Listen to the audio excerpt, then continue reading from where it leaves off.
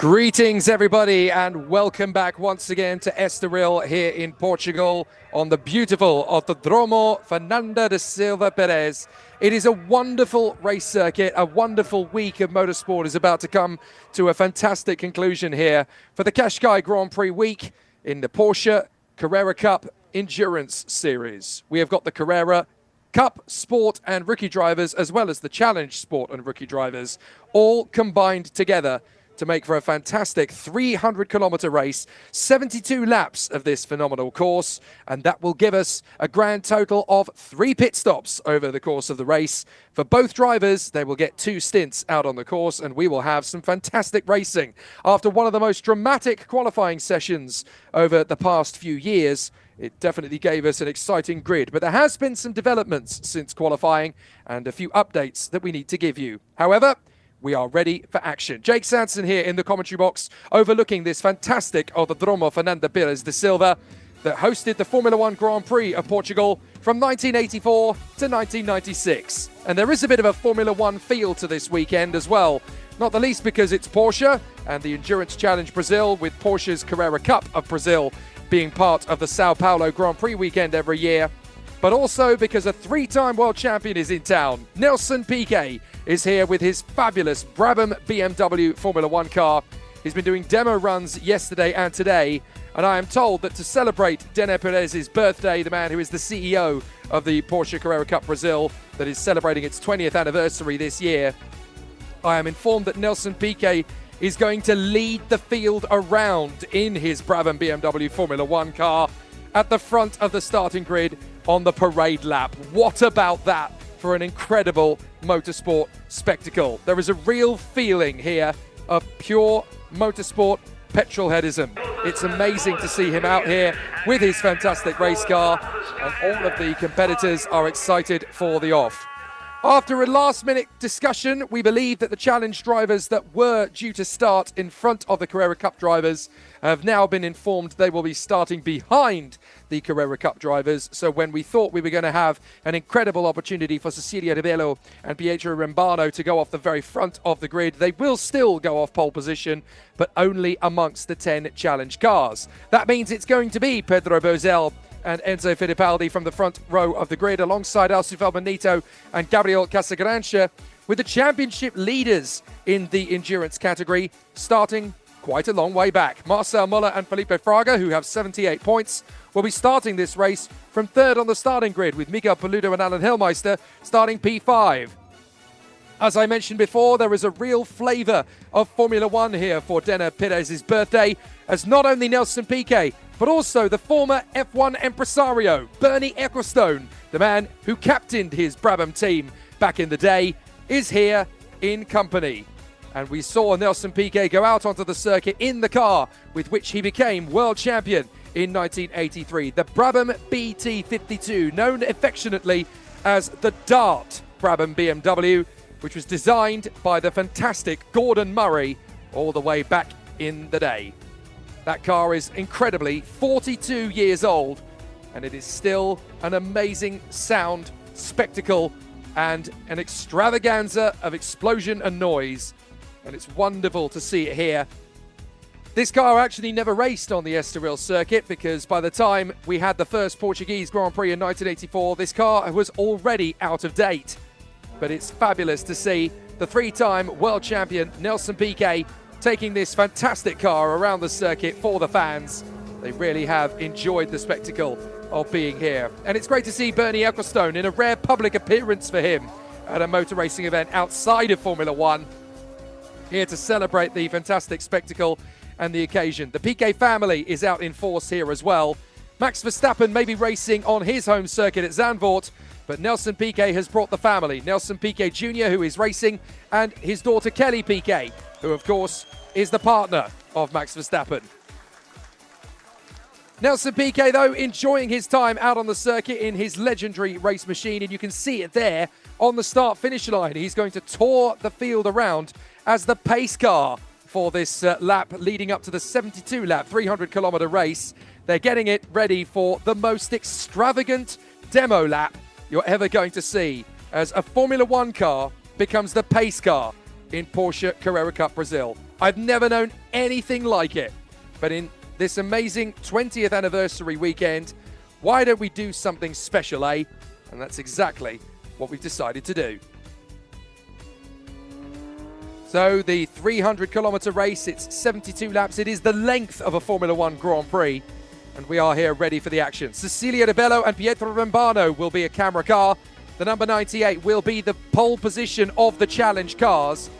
And even though they managed to set the faster times in the drier conditions, they will still go off pole position, but they will not be going off the ultimate pole position. From the very back end of the grid, we have the number 13, although it's showing up on my timing screen that they are at the very tail of the field, but in fact, the number 13 car of Antonio Felix da Costa and Bernardo Souza will actually be going off what I believe is P10 of the starting grid here. And indeed, that has been corrected. So they are going to go off 10th position on the starting grid.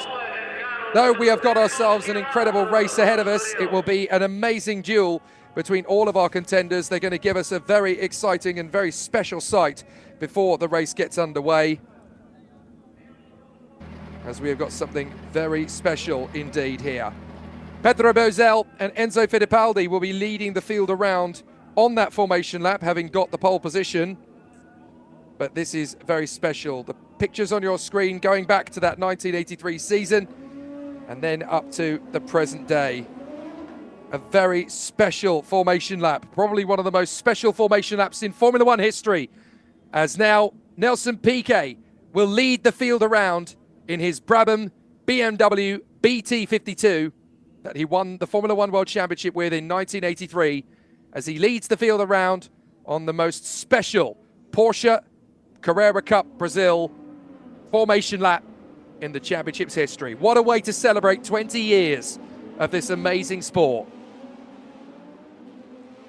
So the field goes around then on the formation lap, and it is the most special formation lap clearly in the history of our competition, as the three-time Formula One world champion Nelson Piquet leads them around in the Brabham BT52.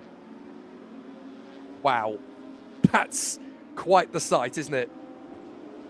The Porsche safety car is just behind him, and this now really feels like a special occasion.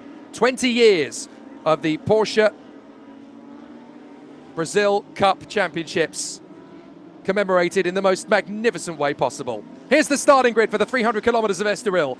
Bozell and Fittipaldi on the front row alongside Billy and Gaetano de Moro as they run together on the front row of the grid. Alsu Velmanito and Gabriel Casagrancha line up with Roman Simkovic and Nelson Piquet Jr. Next up on the starting grid, it is Carlos Campos and Tiago Vivacqua alongside Matias Camparato and Matias Ferreira. Next up on the starting grid, Lucas Salas and Rafael Suzuki. 8th on the grid for Francisco Horta and William Frere. 8th place on the grid. 9th place for Marcel Muller and Felipe Fraga, as they are starting a long way back, the championship leaders. Rodrigo Melo and Marcos Regadas are next up in 10th position on the grid. Then in 11th position, it is Miguel Paludo and Alan Hellmeister. They line up beside Bernardo Souza and Antonio Felix da Costa in the Tag Heuer Porsche number 13. Next row of the grid, Leonardo Sanchez lines up alongside Rafael Martins. And then we have Lino Perez and Beto Gressa, 14th position of the starting grid. So the cars are getting themselves ready then on the rolling lap, as they all want to get themselves into a very competitive position off the start. And everybody is there ready. I'm told that that was the wrong graphic, unfortunately, so we'll go through the starting grid correctly, as now Nelson Piquet pulls the Brabham BT52 off the starting grid and leaves the field to go around on the formation lap together in close proximity. So the graphic that we showed you there was incorrect, apparently. My apologies for that. So we'll now talk you through the grid in full, in its entirety. Pedro Bozell and Enzo Fittipaldi, pole position. Alsu Velmanito and Gabriel Casagrancha in the 95 car, second on the grid. Then Marcel Muller and Felipe Fraga, with Marco Billy and Gaetano de Moro, 4th position on the grid. Then it is Alan Hellmeister and Miguel Paludo, Lucas Salas and Rafael Suzuki, Matias Camparato and Matias Ferreira are 7th. Then 8th on the grid is Francisco Horta and William Frere. 9th on the grid for Marcos Regadas and Rodrigo Melo. 10th on the grid for Roman Simkovic and Nelson Piquet Jr. 11th on the grid for Carlos Campos and Thiago Vavacqua. 12th for Lino Perez and Beto Gressa. Yosemar Junior and Sergio Romayo are 13th, and then 14th on the grid for Thiago Camilo and Nelson Monteiro. 15th for Seba Malucelli and Marcos Gomez. And then the first of the rookie cars, Jeff Chiassi and Silvio Modestoni, 16th on the grid. Eduardo Menossi and Leonardo Reis, then Paulo Sousa and Gareth Osman, Marco Pisani and Renan Guerra from Bruno Campos and Nicolas Costa, Flavio Champao and Bernardo Pinheiro.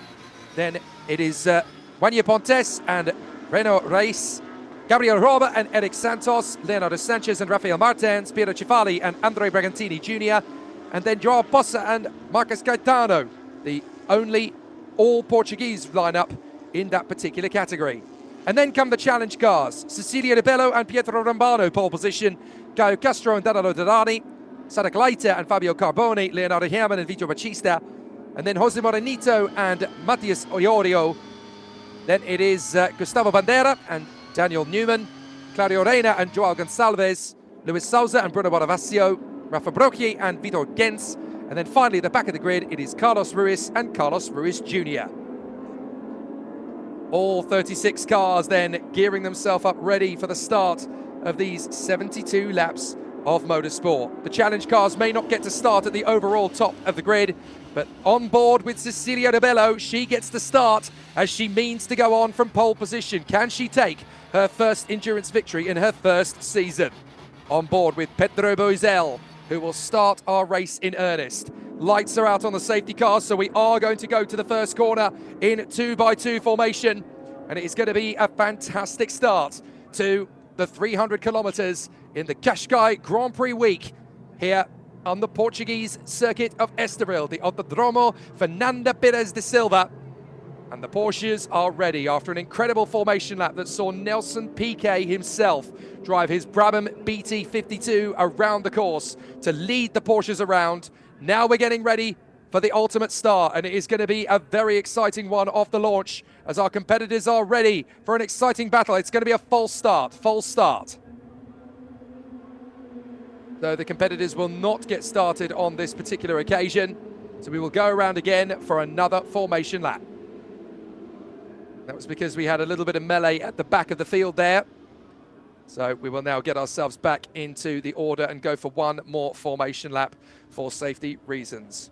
Great to be with you, everybody, whether you're watching on Motorsport TV or whether you're watching on the Porsche Cup Brasil YouTube channel. Great to have our regular fans. Our man from Bucks County, Pennsylvania, out in the United States, has been glued to the sport all week long. Great to see all of you back in again. Uzmizer is back in the action once again, and so too is Marielle Peña.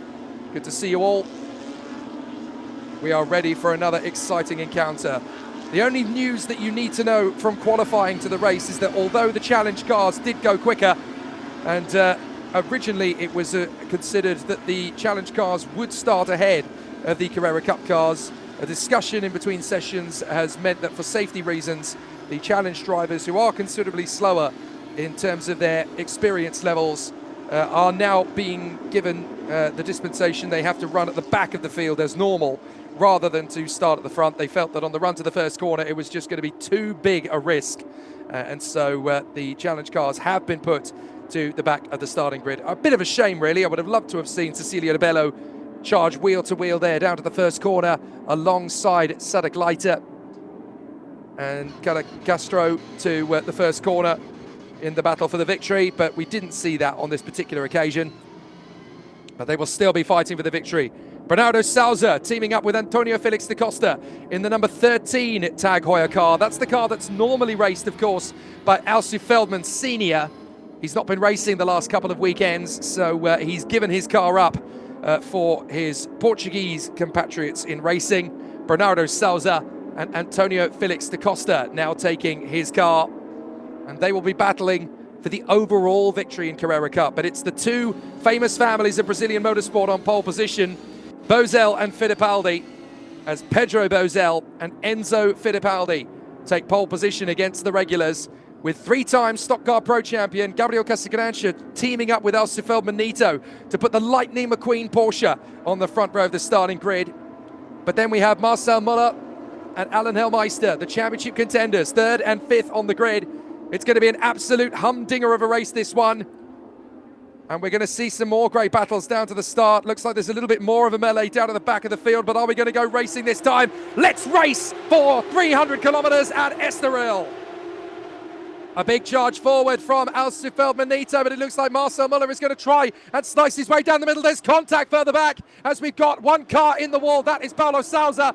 The Sousa's pirouetted around, a couple of drivers going out wide, but it is Enzo Fittipaldi, Pedro Bozel, his teammate, I should say, who leads the field around, but there is the wreck of Paulo Sousa's car.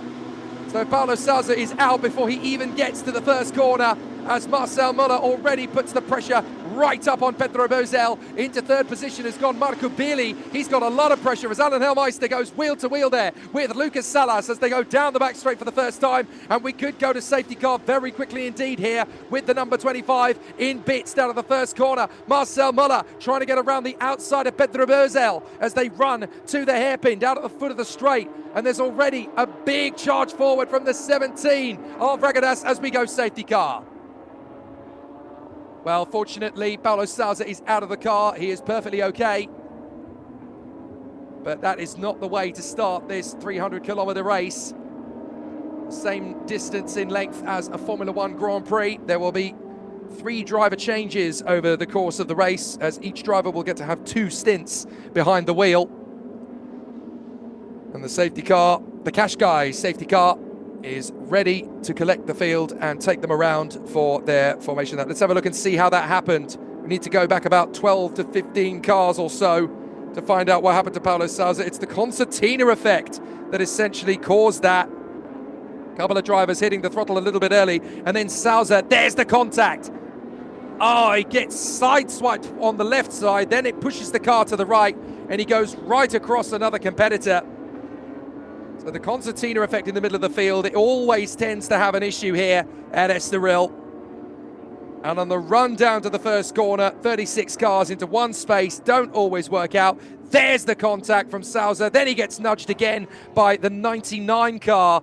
That is Vanier Pontes, who had nowhere to go but into him. That was conflagration, that wasn't menace.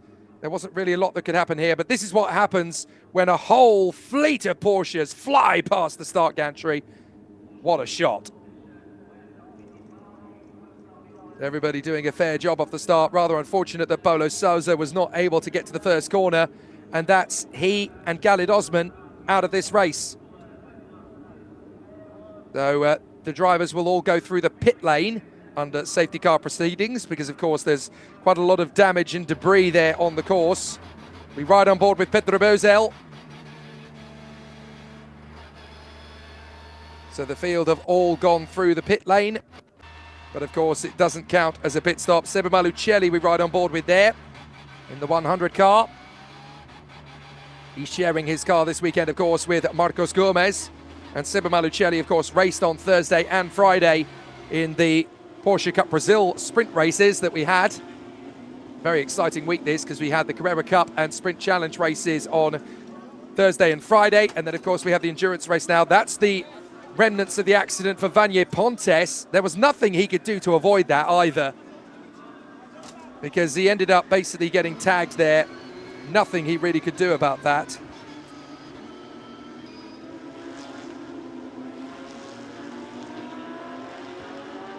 So a very tricky situation then for our contenders on this rolling lap.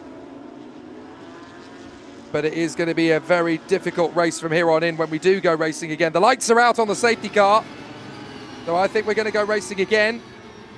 There's our onboard cameramen, Seba Malucelli, Bernardo Sousa, and the race leader, Pedro Bozel.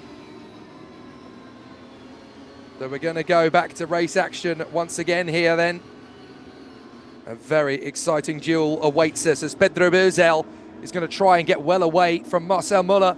Very impressed with Marco Billy off the straight to keep himself there in third position. Marco Billy, of course, not one of the front-running drivers, running in third position, sharing his car this weekend with Gaetano de Moro, the man who leads the Stock Car Pro Series out in Brazil. But it's still very impressive for Marco Billi to make full advantage of the situation. He had a few spins over the course of Thursday and Friday, both in qualifying and in race trim. Didn't quite go his way, so hopefully this time it is going to go his way. But the lights are out on the safety car. The recovery crew have managed to get that abandoned car of Paulo Sousa off the racing line. It's now up to Pedro Bozel to back up the pack. Lights are out on the... Oh, no, sorry, the lights are still going on the safety car. My apologies. I thought lights were out, but we are still under safety car conditions. I thought it was a little bit eager for them to do that. I didn't have a message on my screen, but the way that the stream picked it up, it looked like the lights were still... the lights had extinguished, but they're not. The lights are still, in fact, on. So we are going to go around for one more lap. On board with Pedro Bozel. Race leader. Nephew of the great Raul Bozel, who was a fantastic driver in IndyCar and in Formula One back in the day. As the field now gets itself up to speed again behind the safety car, there's not really a lot they can do about the situation that they provide themselves with, as Vanier Pontes has come into the pits, as we already know. Paulo Sousa out of the race. Vanier Pontes with a lot of damage to the front left of his car. I don't know whether he's gone back out onto the circuit again. As into the pits comes Gustavo Bandeira. So Gustavo Bandeira, who is sharing his car with the newly crowned rookie champion. So the newly crowned rookie champion in the Porsche Sprint Challenge, that is Daniel Newman. So we're still going side to side to try and keep some heat into the tyres and brakes in the hope that this is going to be a very clean restart. The race distance has been reduced, by the way, from 72 laps to 71 because of that false start that we had.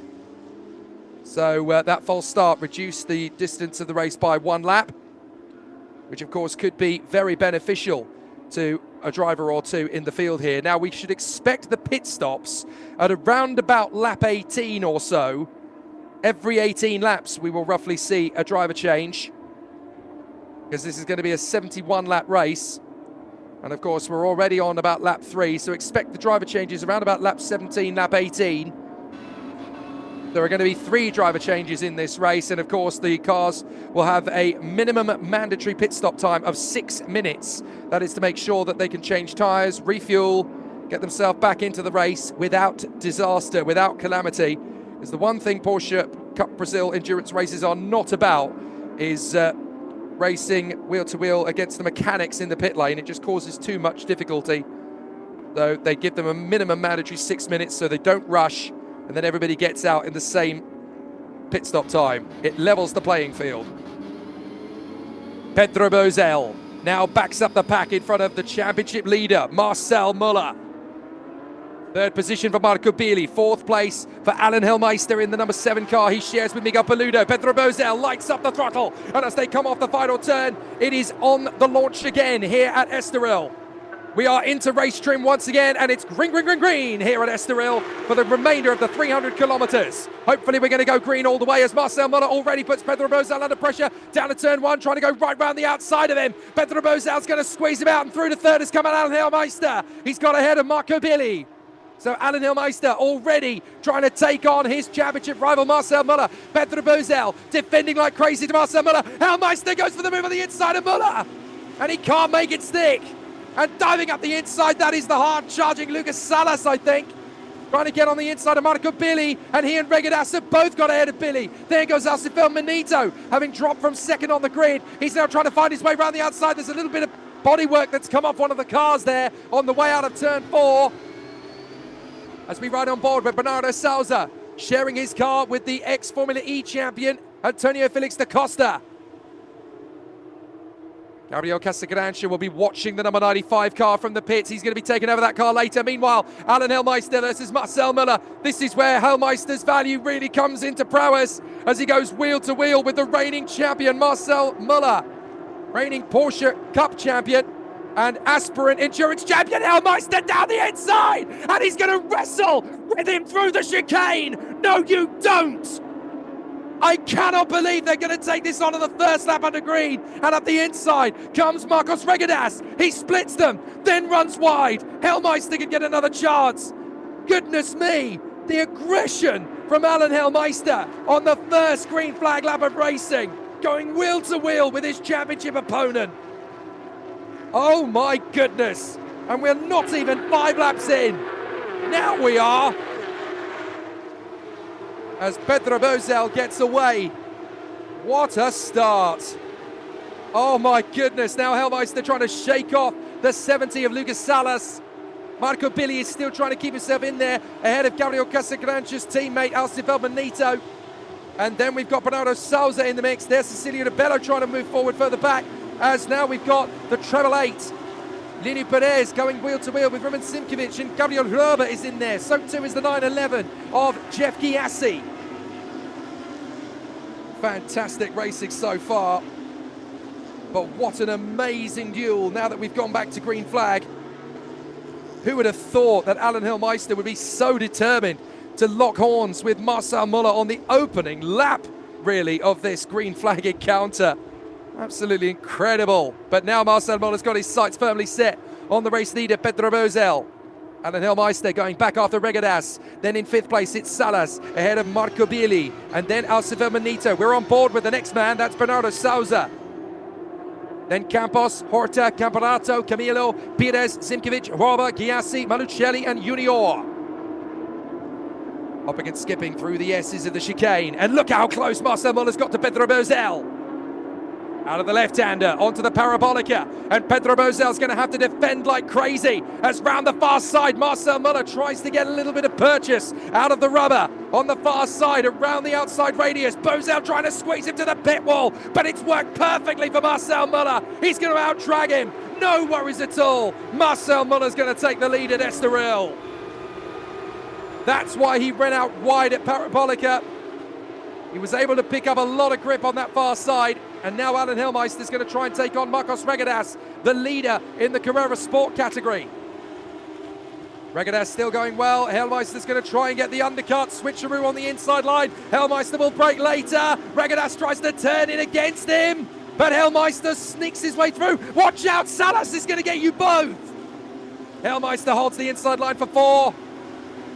And that's well tidied up in the end then by Alan Helmeister as Lucas Salas slots into P4, 5th position for Regadas, and Marco Billy's got big pressure as behind him he's got Alcivel Benito and the 13 of Bernardo Souza. Really exciting stuff as down the inside line. Lucas Salas tries again here on the 7. So Alan Helmeister and Lucas Salas have both managed to sweep ahead of Marcos Regadas as they duel over 3rd position. Really exciting battle in the offing now. Up the hill once again. We'll tell you when the pit stop window opens, but of course we can expect the drivers coming in about lap 17, lap 18. There's going to be 3 driver changes in this race, a minimum mandatory stop of 5 minutes, 6 minutes I think actually, my apologies. And that's to make sure that all the mechanics can change tyres, refuel, do everything they need to with the driver change in adequate time. There's no panic, there's no insanity in the pit lane. The one thing we want to make sure is that the racing on the track is equal. It's not Formula One, we don't have the same sort of pit stop challenges. Oh, that's Francisco Horta! Spins and comes back on the track right in front of everybody. How did they avoid him? Whoa, Francisco Horta was a very lucky man indeed there. Lost the car in the final turn, came right back across the track, and somehow everybody avoided him. Let's look at it again. Lost the car, kept his foot in. He really should have bailed out of that. But well done to everybody for reading the situation and steering clear of the flying squid. So Francisco Horta, so nearly a big accident in the first 10 laps. Muller leads the way, Bozel's second, then Helmeister, Salas, Regadas, Felbenito, Billy, Souza, Campos, Camilo. Going to see another replay here. This is Jose Morenito on the inside of Claudio Reina. Oh, and that's Cecilio de Bello tangling there with the 55 of Carlos Ruiz. I'm not sure what's happened there, but Carlos Ruiz and Cecilio de Bello tangle as Reina and Morenito are having an interesting tussle further back as well. Here comes Thiago Camilo. He's now going wheel to wheel with Marco Billy, and that's an off. That looks like Rocky's car. So that's a big problem there for Brocchi, as he now finds himself in the gravel trap, and I think we're going to end up with safety car again. Yes, we do. So, safety car at Estoril once again. Now we're going to need to figure out why Rafa Brocchi ended up putting his car into the gravel trap there. He's sharing that car with Vitor Gens. Now, of course, because this is an endurance race, as long as you can keep the engine running and get back to the pits under your own steam, you can carry on racing. And we have a rule here as well that we've got some backup Porsches. If there's too much damage or a mechanical problem, then your replacement driver can take over the spare car just to get you to the end of the race. So I would suspect that we're going to see that potentially from Vanya Pontes and Paulo Sousa maybe when we get to lap 18. Race and Osman could go back out in the spare. Right, here's the move from Jose Morenito on Reina and Rebello on Ruiz. Ruiz just turning across on Cecilia de Bello. She's going to say, well, there was nowhere I could go. I was already halfway alongside you. Ruiz is going to say, that was my corner. Why did you hit me up the inside? The two racing drivers are going to have a completely different viewpoint there. And it's very difficult for the officials to make a judgment on that one. Of course, that incident is under investigation. I'll be interested to know if they give a penalty and who they give a penalty to. There is Cecilia de Bello, the hero of qualifying. So it's going to be a really tricky situation. Our man from Bucks County, Pennsylvania, pointing out now they can clean all that gravel off the track coming out of the final turn. It's a good point, actually. They do need to do that if we're going to get the best type of racing we can possibly get. Worth sending a couple of marshals down there to sweep the gravel around. I wouldn't do it on this lap. I would do it on the next lap once the whole field has definitely gone by. And then you can just reset the positions. They might be able to do it now, actually, because they're going to have a good minute or so before they get to... This is Alan Hellmeister on Marcel Muller on that first lap under green. Look at how tough this was between them, squeezing each other through to the apex. Those are the championship leaders battling for position. Hellmeister going for broke, and Marcel Muller squeezing him onto the curb. Now, for me, that needs investigating, because I think that's 6 of one and half a dozen of the other. And Hellmeister's going to feel, well, he pushed me off the road. He pushed me wide. And Marcel Muller, of course, is leading with Hellmeister in third place. But if that's the kind of entertainment we're going to get from these guys today, bring it on, because don't forget, in the second stint, you're going to get Felipe Fraga in the 544 against the legend of the sport, Miguel Paludo. It looks like the recovery team are towing in the number 2, which is now, of course, the number 246, Rafa Brocchi. And you can see that our man in Bucks County has a point, because there's a ridiculous quantity of gravel now on that final turn, kicked up by Francisco Horta. And that really could do with being cleaned up. Well, it looks like someone's coming into the pits behind Rafa Brocchi. That looks like the 66, I think, of Sadek Leiter. I think Sadek Leiter is also coming into the pits on this lap then. We'll double check that. Yes, it is Sadek Leiter. So I'm not sure what's happened there. Maybe as a result of the accident. We only know that Rafa Brocchi ended up in the gravel. We don't know how he got there, but he has been recovered, and obviously the safety car has gathered them all up.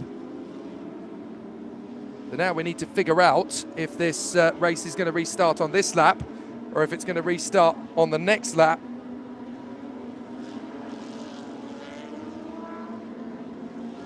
So it will be a very tricky situation on this restart if we don't clean up that gravel trap. But certainly everybody knows now how difficult it's going to be on this restart. If Hellmeister can get quickly ahead of Pedro Bozel, it's going to be right on the leader, Marcel Muller.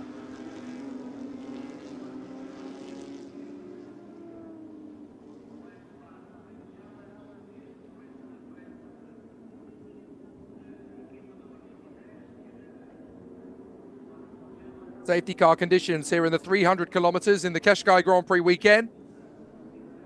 Here at the Estoril circuit in Portugal, the former Formula One venue, in the 7th weekend of the 2025 Porsche Cup Brasil season. Problems for Sadek Leiter. They pushed his car back into the pits with some kind of issue under the bonnet. And we're on lap 10 of this very exciting battle. Jake Sanson in the commentary box here for the Porsche Cup Brasil YouTube channel and Motorsport TV in what has already been a very exciting battle out on the course.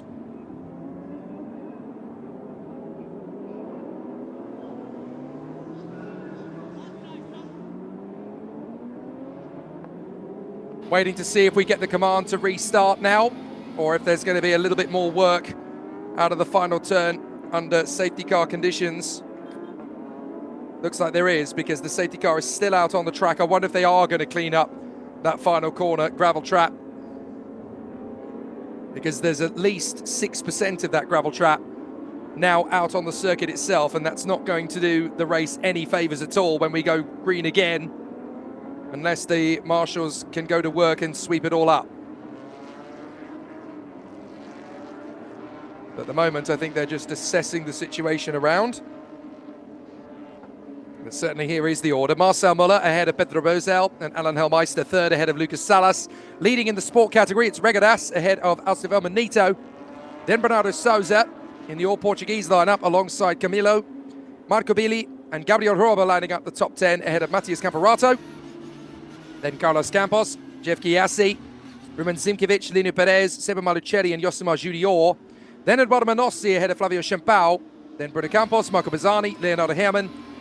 And then Leonardo Sanchez ahead of Joao Bossa, Francisco Horta, Caio Castro, Jose Morenito, Claudio Reina, Luis Souza, Cecilia Rebelo. Then is Carlos Ruiz ahead of Piero Cifali. And then we have a whole host of drivers that have either been into the pits or back out of it again. At the back we have Gustavo Bandera, and then in the pits, Sara Kleiter, Rafa Brocchi and Vanier Pontes, with a big accident at the first corner for Paulo Souza that put him out of the race. There you go, the Orange Army. Well done, guys. Excellent news. They're going to sweep up that circuit so that we will have a much cleaner line on the restart. Even if we are stuck behind the safety car one more lap, I don't mind.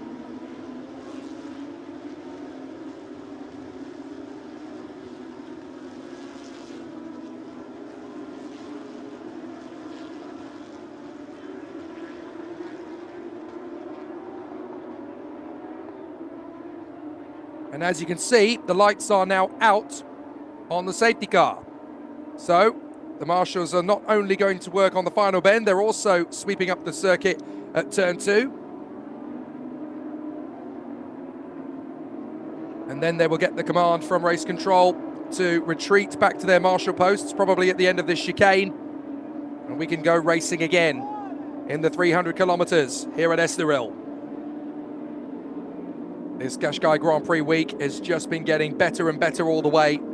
We had some amazing sprint races on Thursday and Friday, crazy in some cases. I promise you this is going to be edge of your seat stuff all the way to the checkered flag now, as Pedro Bozel tightens up behind Marcel Muller, who drops the hammer. He does not want any threat at all from his opponents as they go off the final turn through the parabolica. Bozel trying to get a little bit of purchase behind him, but it's well timed by Marcel Muller on the restart. As for the third time in this race, it is green, green, green, green here at Estoril. Marcel Muller charging down the straight ahead of Pedro Bozel, Alan Helmeister, Lucas Salas and Marcos Regadas. With a bit of a battle into turn 1 as up the inside, trying to get the move on Marco Billy. That is Eric Santos trying to work his way through. Sorry, that's his teammate Gabriel Roba. Good battles all the way through as Gabriel Roba makes his way into the position. So Gabriel Roba battling away with Matias Camparato and Marco Billy for position. Alan Helmeister all over the back of Pedro Bozel. Pedro Bozel causing a real headache here for the number 7 crew. They are not part of the regular championship, of course. This is a one-off race for Pedro Bozel and Enzo Fittipaldi, but they want to win it just as much as the championship competitors do. We're on board with Pedro Bozel. Gone green again on lap 12. Bit of a mistake from Bozel, and that could be exactly what Alan Helmeister needs. He comes off the turn, trying to get level with him, and he's going to be on the wrong side for the next apex, so he swarms around. Pedro Bozel moves back to the inside radius to cover it off. Marcel Muller getting away. Is this going to be a cheeky dive from Helmeister to get ahead? He needs to, but Bozel's got it covered nice and early. I saw what you did with Marcel Muller. No way am I going to let you do the same to me. So Pedro Bozel Was clearly on Alan Hellmeister's case in his rearview mirrors earlier, but another good run off the parabolica turn is all that Hellmeister needs to get Pedro Bozels back against the ropes. Good run off the turn, and he's going to draw level. He might even get a bit of side draft here. Excellently done by Alan Hellmeister into second position, ahead of Pedro Bozel. Pulls across. Job done. Leaves him enough room to go to the far side, but he's into second place. And now the championship opponents are 1 and 2. Bozel runs clean in front of Lucas Salas. Marcos Regadas goes a little bit wide. Alcifer Manito trying to close up. Big dive from Regadas on Lucas Salas. Has to bail out of it though. Was never going to make that overtake stick. Though it's already been a very adventurous time out on the woods then for the runners. Oh, that's Regadas going wide. Regadas will lose out there big time to Alcifer Manito. He's got to be careful about his defense. He's going to lose momentum. He can certainly make the dive back to the inside line to make the overtake. Alcifer Manito trying to carry the car right round the outside. And there's going to be a little bit of offense there from Thiago Camilo. Camilo's going to try and get past Alcifer Manito in the resulting concertina effect. And he's made it work. So he gets through. Well, that really hampered Alcifer Manito. Here's the run again. Regadas just carried too much speed and kicked the Porsche out onto the gravel trap. Kept his foot planted, trying to drive it out. So Alcifer Manito had a run on him, but he swarmed across the apex, made sure that Alcifer Manito didn't get through, and in the loss of momentum, it was actually Camilo that got ahead of Alcifer Manito instead. But Marcel Muller's got clear track in front of him. There is Alan Hellmeister now into second place. And the two leaders are pulling clear. Alan Hellmeister sets the new fastest lap of the race in second position, with Bozel being chased by Salas, Regadas, Camilo, Felmanito, Souza, Gabriel Roba. Nice little battle into turn one as Giassi has a look at Carlos Campos. We've also got Marco Billy, who's been plummeting down the field.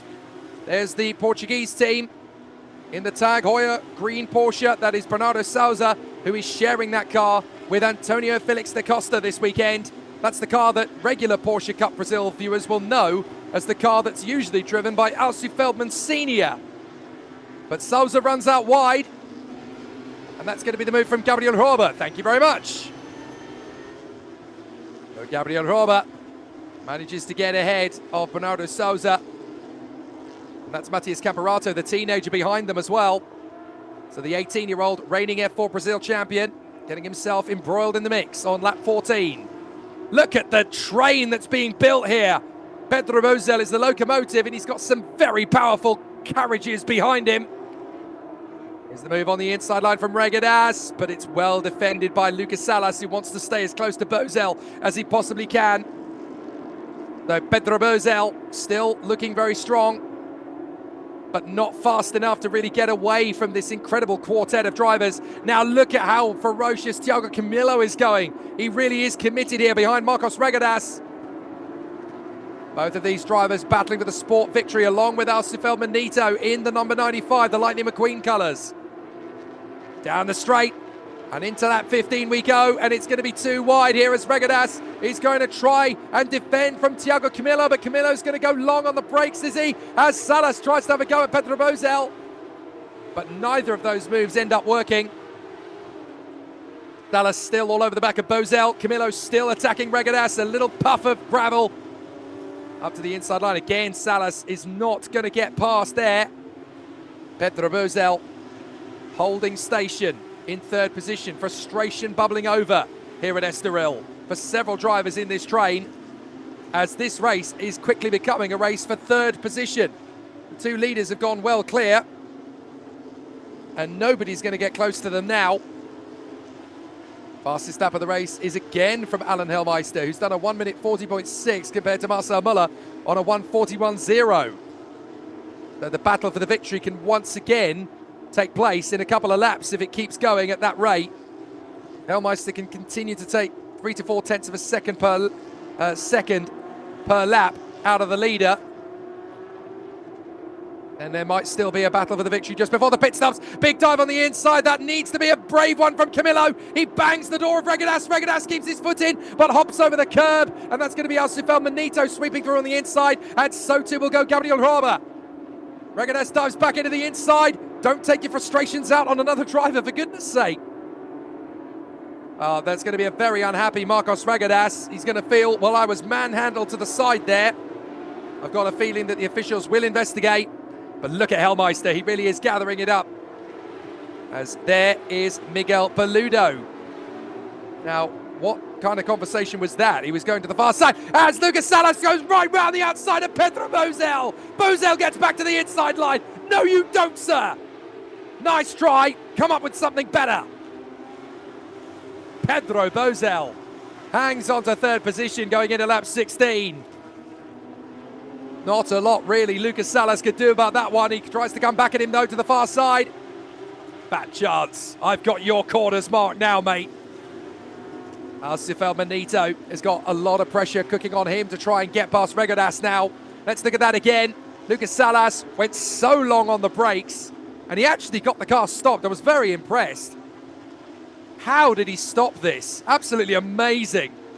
But as a result, Bozel just figured out the pieces of the jigsaw puzzle wouldn't quite fit for him. That'll get me back through. Look at Hellmeister. He's got right back up to Marcel Muller. And look at the gap that has been built up behind them. Bozel still hanging on for dear life in third position. Here comes the move from Camillo. Thiago Camillo now dives in on the inside of Lucas Salas. Look, you're not getting ahead of Pedro. Let me have a go. No chance. Lucas Salas isn't going to concede it. I think Alan Hellmeister is going to make his bid to get past Marcel Muller on the next lap. And they're getting dangerously close to the pit stop window. In fact, the pit stop window is open. And Alan Hellmeister's already ducked for the pits. So Hellmeister's in. So he's decided, look, I think we can jump them in the pit stops. Inside line from Camillo. And he diving on Salas. That's very late. No chance. Try something better than that, my friend.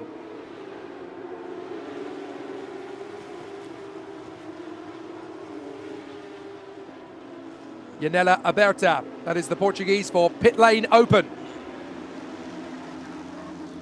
So everybody's starting to make their first driver changes on lap 17. Marcel Muller is left on his own, but he knows for a fact that Alan Hellmeister was going very quickly to catch him up before the pit stops. So they are running scared here up at the front end of the field. All it needs is for Paludo and Hellmeister to jump them in the pit stops. And all of a sudden, we've got ourselves a real race on our hands. Out of the car gets the 85. That is Eduardo Menossi out, and it'll be Leonardo Reis in. This is the battle for second position. Here we go again for Thiago Camillo. He's committing. Oh, lovely job. Now he's got it. But on the exit, Lucas Salas wants a little bit more power. No, I've figured this one out now, mate. I'm off. And into third position with a beautiful overtake goes Thiago Camillo. That is such a difficult overtake to pull off on that corner. And yet somehow he's managed to uncork the bottle, as it were. Who else is going to dive for the pits? Well, there goes Matthias Caparato. So he's come in. Looks like there's going to be a couple of other drivers going with him as Gabriel Roba duels with Lucas Salas. Lucas Salas dropping back on that last lap then quite considerably as Gabriel Roba has now got ahead of him. You've got to be careful that Regadas doesn't get through as well. Here we go. Pit stops galore. We've now got Caparato in. Campos is in. Zimkovic, Champau, Horta, Herman, Pisani, and of course, Hellmeister and Felmanito. Now, they're all going to be in the pits for about 6 minutes, as that is the minimum mandatory in Porsche Cup Brasil. And there is Felipe Fraga getting ready to take over from Marcel Muller. Gabriel Roba fancies his chances on Thiago Camillo after his do-or-die maneuver on Lucas Salas, which worked out beautifully for Thiago Camillo. But of course, now Gabriel Roba fancies his chances. Gabriel Roba, a former champion, of course, in his native Brazil, taking a very worthy championship title in BR Turismo 17. He was also the Stock Series vice champion 2 years ago. A very talented young man. We're going to see a few more drivers come into the pits, I'm sure, at the end of this lap. Might even get the leader in this time, Marcel Muller, waiting to hand over to Felipe Fraga. Indeed he does. So Marcel Muller comes in at the end of the lap. Looks like Pedro Bozel has already gone through to take the lead for the time being. So into the lead for the moment then goes Pedro Bozel. He wants to take the lead back for at least a lap as the Fabian Patras boys bring Marcel Muller in. Out gets Marcel. Not much to say to his teammate Felipe Fraga. Car's doing fine. They will change tyres, they will top up with fuel, and that will happen 3 times over the course of this race, so each driver gets 2 goes in the car. As we currently look at the 33, that is the car being driven by Nicolas Costa and his teammate Bruno Campos, who, that's a change of position, as up to the inside has come Camilo. Camilo's got ahead of Bozel for the lead. So Bozel is now down to 2nd place. He's really struggling as Thiago Camilo's got ahead. And now Gabriel Roba has gone all the way down that short stretch to the left side of him before Pedro Bozel turns to the inside and holds the line.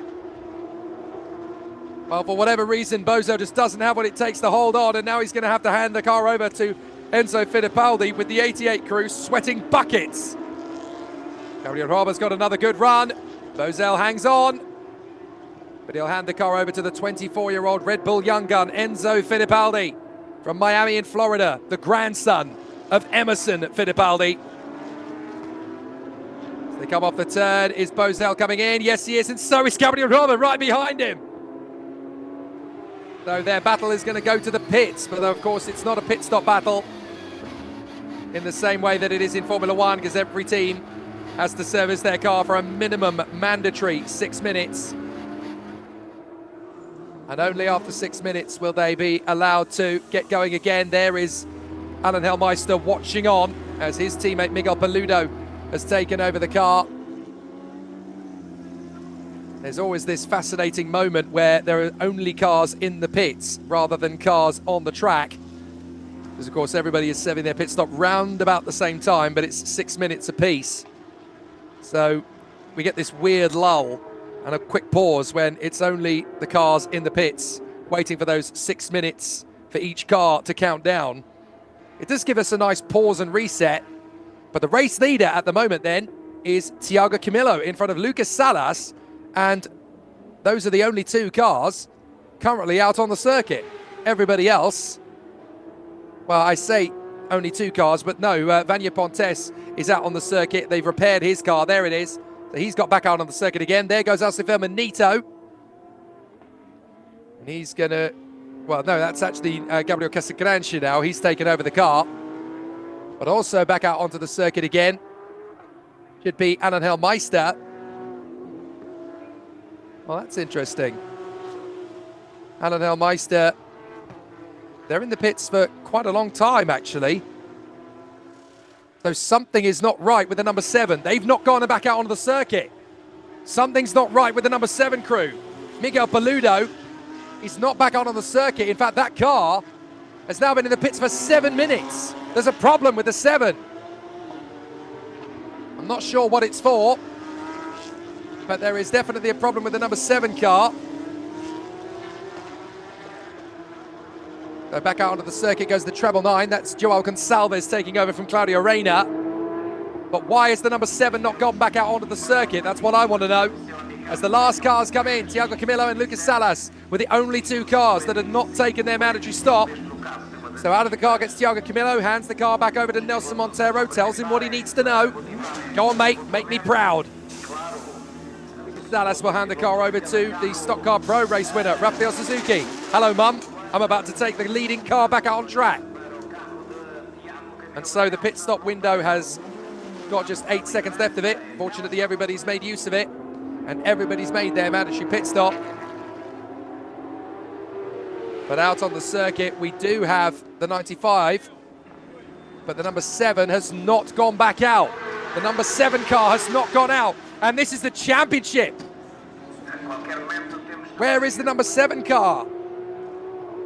There's the 544, but that's not due to go back out onto the circuit just yet. It will go out onto the circuit in a minute's time. But the number 7 Brandt Porsche of Miguel Paludo has not gone back out on the circuit. They are 2 minutes late to do so. So there's a big disaster going on here for the number 7 crew as we watch Gabriel Casagrancha take over the number 95 Lightning McQueen car. But I can't quite figure out what's happened to the number 7 as they have dropped so far down the order now. In fact, I think the only cars that are now behind them are cars that are out of this race. So now we're just waiting for the seconds to tick down for the 544. Out they go. And they are going to be unchallenged for the rest of this race, essentially, with the lead they built up. So something has gone wrong down at the number 7 crew, and we need to figure out what's happened. Because that car is not going anywhere. And now it's been in the pits for 9.5 minutes. That's the perfect pit stop. Look at that, 6 minutes, 0.41 for Casagrancha and Alcifel Manito. That is as perfect as it gets. It's almost impossible to get it to 6 minutes dead. But 6 minutes, 0.4, that's pretty much perfect. And I can tell you there is one team that's going to get a penalty now because they managed to do it in less than 6 minutes, which is not legal. And that is the crew of Silvio Modestoni and Jeff Giassi. They've done theirs in 5 minutes 59.7. That's not legal. So I think they're going to get a penalty, I'm afraid to say. There are a couple of drivers, I think, with a handicap in place that gives them a little bit of a helping hand. But not every team has that, and I'm fairly sure that is a mistake by the number 911 car of Modestoni and Giassi, and I think they're going to get a penalty for that. But now, for 10.5 minutes, the number 7 car has been in pit lane. Something is not right, and we haven't got any cameras on it. Look at that from Fraga and Muller, 6 minute, 0.846. That's pretty darn perfect to me. Getting that down to 6 minutes exactly is quite a fine art in the pit stops. But they have done their math and they've got it done absolutely bang on. And now they're back out on circuit and they are unchallenged because the number 7 is not back out on the circuit. We've got cameras down there, but none of them are trained on the number 7. As through goes Marcel Muller's teammate Felipe Fraga. And Fraga continues on, currently running in 11th place, but of course, when they go past the pits, they'll overtake a few more. And they'll overtake a couple more again because they were not the last ones to pit. So when this order finally shakes itself out, we'll have an understanding as to who is where. But for one thing we know for sure, the number 7 car of Alan Hellmeister and Miguel Paludo is not out on circuit. And they've been in the pits now for 12 minutes nearly. Something's gone very badly wrong and we need to figure out what it is essentially. Otherwise, we are not going to be any the wiser as to why the championship contesting car is not going to continue on at the front end of the 300 kilometre.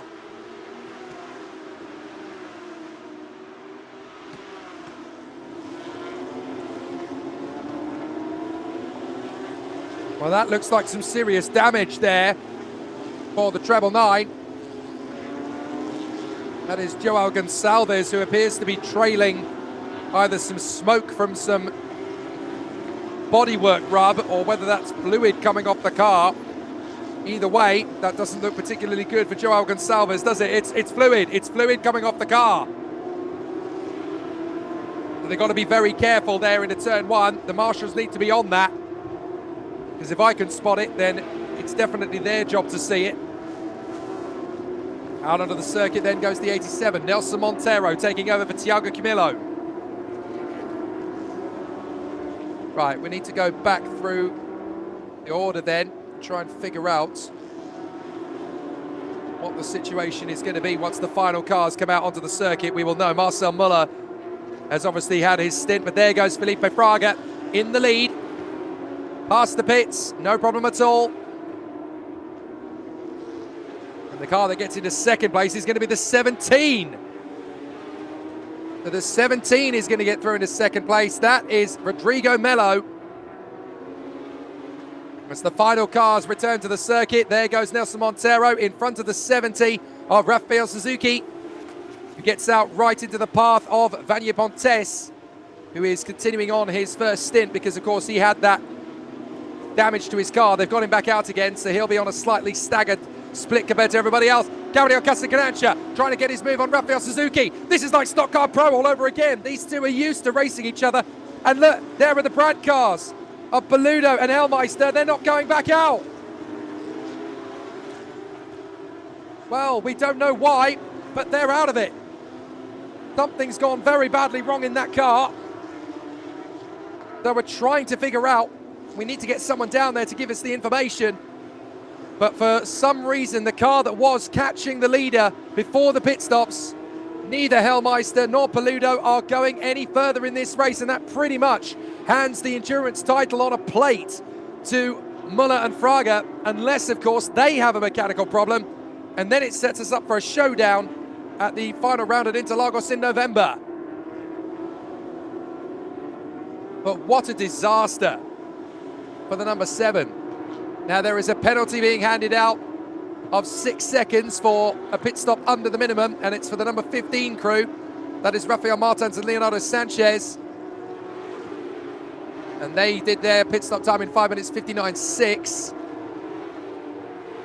So I would suspect, therefore, that they're going to have the first of, I think, only 2 penalties. I think there is another crew that had a similar problem. I think it's Sergio Romeo and Yosimar Junior. I think they're also going to have it. And down to the inside line. Big move from Antonio Felix da Costa. He dives to the inside line of Sergio Romeo. Romeo is not letting him have it. Happy birthday, Antonio Felix da Costa. It is his birthday today. And what a battle he's having on his birthday. Antonio Felix da Costa, the Formula E champion. The ex-Red Bull young gun. Should have been in Formula One. Now he's here at Estoril, showcasing his incredible talent behind the wheel of any racing car you give him. And Antonio Felix da Costa races for Porsche in Formula E, of course. And now racing in a Porsche in his native land again. Casagrancha trying to go round the outside of Sergio Romeo. Sergio Romeo making him work for it. So there are still great battles going on, but rather sadly, without Alan Hellmeister and Miguel Paludo. Up to the inside line, Casagrancha thinks he's got the move here on Sergio Romeo. Oh, Romeo squeezes him on the exit at the top of the crest. And so now Casagrancha's got to go after him again. Side by side down the main straight. This is for second between Rodrigo Melo and Matias Ferreira, the 18-year-old. Going after Rodrigo Melo. And Matias Ferreira is going to make his move into second position. Nice move. The 18-year-old gets into second position. So the youngest team in the race, a pair of 18-year-olds, Matias Camparato and Matias Ferreira, as Antonio Felix da Costa dives on the inside of Sergio Romeo. Fantastic stuff. Absolutely incredible move from Antonio Felix da Costa, and that puts him into, trying to do the math now, that's 9th position. There is the battle further up the road. That is Nelson Monteiro versus Rafael Suzuki with Gabriel Casagrancha. And Enzo Fittipaldi puts a wheel on the gravel. And I've just been informed the reason for the retirement for the number 7, and it's a pesky stone going through the radiator on Alan Hellmeister's car. I wonder if that was on his way into the pits, because he was going very well indeed up to that pit lane. He moved across to go into the pits. Maybe not all of the gravel had quite been removed. Now, you're allowed to change cars if it's a mechanical problem, but a stone in the radiator is, of course, considered an accident. And so they're not allowed to change car and get back into the race. And so that is the reason for the retirement for Alan Hellmeister and Miguel Paludo. And that is the Endurance Championship over for them, surely. Unless something were to go wrong for Muller and Fraga, that's game over in the championship. There's only 3 events in the Endurance, and they were already several points back. If Muller and Fraga take the win, they will be the champions because nobody could catch them.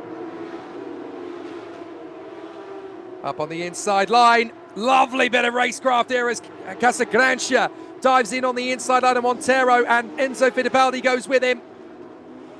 So poor Nelson Monteiro really is flooded there with overtakes on the run to turn 1. As look at this, Enzo Fittipaldi going after a 3-time Stock Car Pro champion, Gabriel Casagrancia. There is the 70 of Rafael Suzuki, a man who races him wheel to wheel regularly.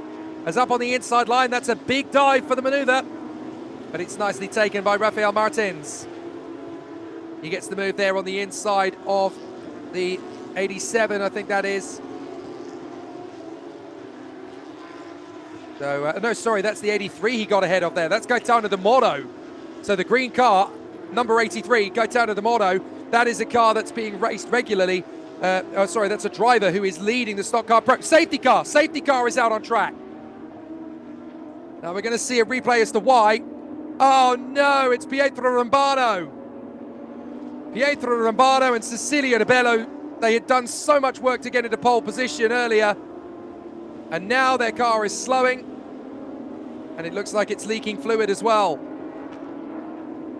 Well, it's certainly stopped out on the circuit. You've got to feel for Pietro Rambano and Cecilia De Bello. They did such a good job earlier on. Well, that's game over. Bitter disappointment. Well, that certainly gives us a race now at least, because that massive lead from Felipe Fraga is washed away.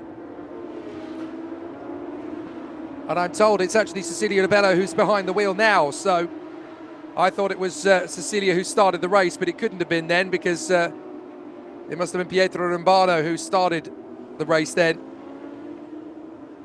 Either way, it's game over. In the same way that it's game over for Alan Hellmeister and Miguel Paludo, a rogue stone going through the radiator at speed, and so they cannot repair the car and they cannot take on a spare, because that is judged to be an accident rather than a mechanical problem. If the car has a mechanical problem, you can trade it out for a spare, but if it's accident damage, you can't. So for Hellmeister and Miguel Paludo, it's an early bath. They're out, and so too, by the look of it, are Cecilia De Bello and Pietro Rambano. Although, of course, if it's a mechanical problem, they can get that car towed back to the pits and they can take on a spare and keep going. Although their chances of victory are long, long gone.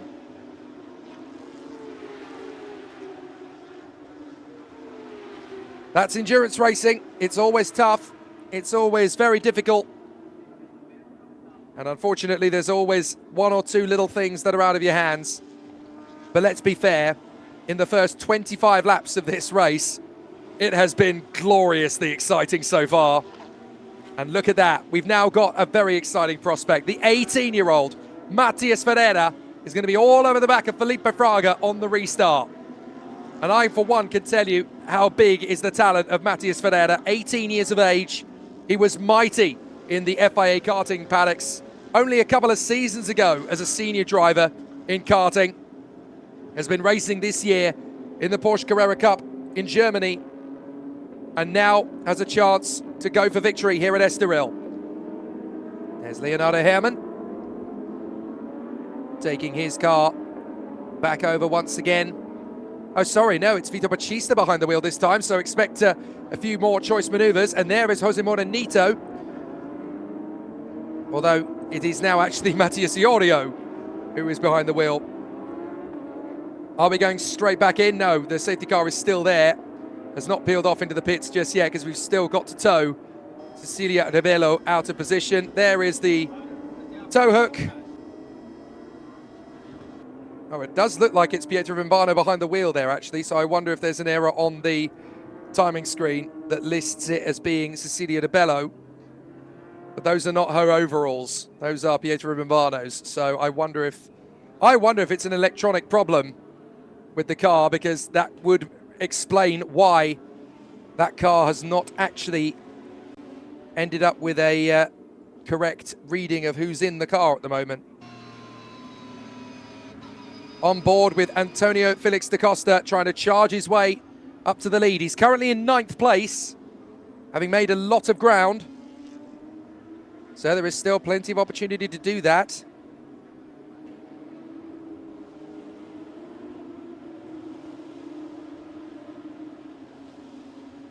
And there's a bit of a disaster here for Cecilia Rebello running down the pit straight, because she's been told that that is a mechanical problem, so she can go back out in the spare car. That's why she's running down pit lane. But as I said before, any chance of the victory in the challenge category is now gone. But they still want to get back out there, because it's an endurance race. You never know what's going to happen to the other drivers around you.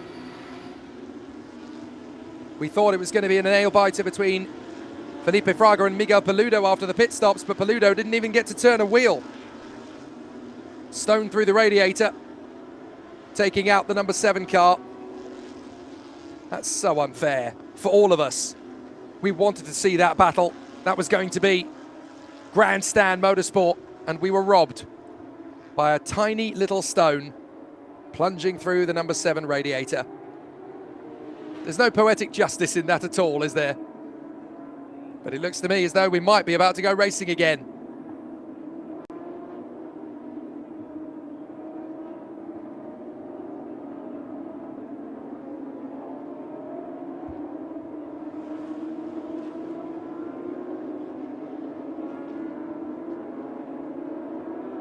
So Felipe Fraga backs up the pack.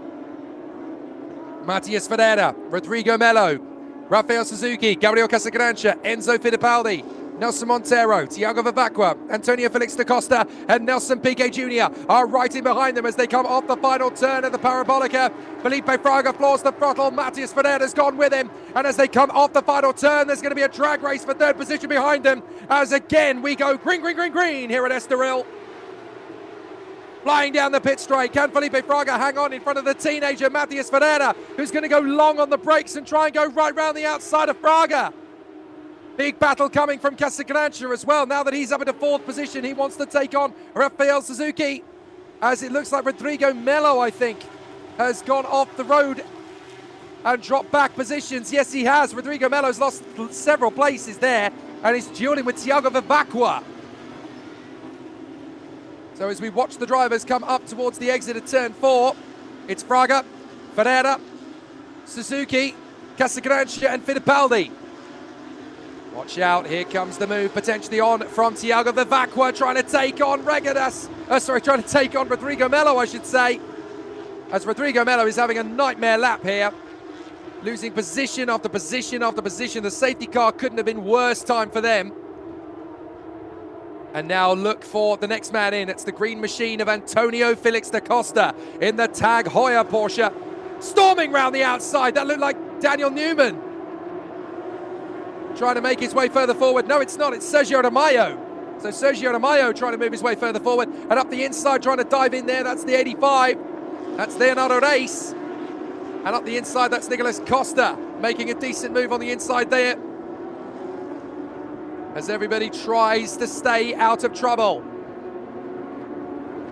But for the moment, it is still Felipe Fraga, but he's under some pressure from Matias Ferreira. Fraga's got the experience, Ferreira's got the tenacity. So let's see how it goes as they come off the turn and down the straight again. Fraga, Ferreira, Suzuki, Casagrande, Fittipaldi, Vivacqua and Antonio Felix da Costa B7. Up the inside line, that's going to be a brave dive on the inside from Romayo, and he's got ahead of Monteiro. Excellently done, and now watch for Leonardo Reis as he tries to get through on the inside. He's got through, and here comes the 100. No problem for Marcos Gomez, he gets through, Martins gets through. It's a nightmare for Monteiro, the whole field are taking him. There goes Gaetano de Mono, and it wouldn't shock me if Nicolas Costa gets this done by turn 4. Monteiro is just plummeting through the field like a brick through a wet paper bag. Now there's going to be a chance here because treble 8 Beto Gressa is going wheel to wheel with Renan Guerra in the leopard print car. Here goes Costa. He's going to try and take on Monteiro. Guerra and Gressa side by side behind them. Here comes the move from Costa down on the inside of Monteiro. Monteiro doesn't even try to defend the position. Renan Guerra has been able to fend off ahead of Beto Gressa. And now we've got Rafael Martins trying to take on Gomez. Can Guerra get the move on Monteiro? Well, he doesn't commit to it. He just doesn't really have a heart to go for the inside line there. You need to just go for it. If you're going to make the move, just plunge in. And as a result, Beto Gressa has a chance around the outside on the hairpin. A little bit of a conflagration further back. That looked to me like Vito Bautista battling away there. So Vito Bautista was having a very tough tussle with Silvio Monostoni further back. As we go on to lap 29 this time by. So Fraga leads the way. Matias Ferreira second. Bit of a run wide from Monteiro. Here comes Renan Guerra. Renan Guerra will make his bid on the inside line, and he's going to absolutely hammer blow this into turn 1. There might even be a chance for Beto Gressa to get late on the brakes. He decides not to. Too big a gamble. Wait for your moment. And so there's a swarm. Oh, there's a car stationary on the inside line there. So who is that not moving? I think that might be the 55 car. Well, hang on a minute, that's the 98. That's Cecilia De Bello rejoining in the spare car. So Cecilia De Bello rejoins, but stationary. I think she was released out onto the circuit and didn't realise that the whole field was coming through. And what's happened to Nelson Piquet Jr.? He's now right down at the back of this field. So Nelson Piquet Jr., who was right up in 10th position, he's down at the back. So something's happened there that we've missed completely. I'm not sure why Nelson Piquet Jr. is suddenly down at the tail end of the field, as still this amazing squabble going on. Sergio Aramayo fancying his chances now on Rodrigo Melo. Watch out for Leonardo Reis behind him as conflagration. Down a position goes Enzo Fittipaldi. Loses out to Thiago Vivacqua in the black number 14. Vivacqua gets ahead. Nice move from the race winner. So Thiago Vivacqua definitely having a good run. And now here comes Gabriel Casagrancha taking on Rafael Suzuki. It's just like another average day at the office in Stock Car Pro Brazil. Two guys that know each other very well. Casagrancha trying to go the long way round because that's where Suzuki's going to send him. Can he go slow in, fast out of turn 1? Suzuki going to have to defend big time to keep Casagrancha at bay. And Ferreira's really struggling to stay with race leader Felipe Fraga. So now we're going to get to see if Gabriel Casagrancha can go after Rafael Suzuki once again. Then Vivacqua in P5 ahead of Fittipaldi, Antonio Felix da Costa, Rodrigo Melo, Sergio Aramayo and Leonardo Reis in the top 10. Something's happened to Nelson Piquet Jr., but we have no idea what it is.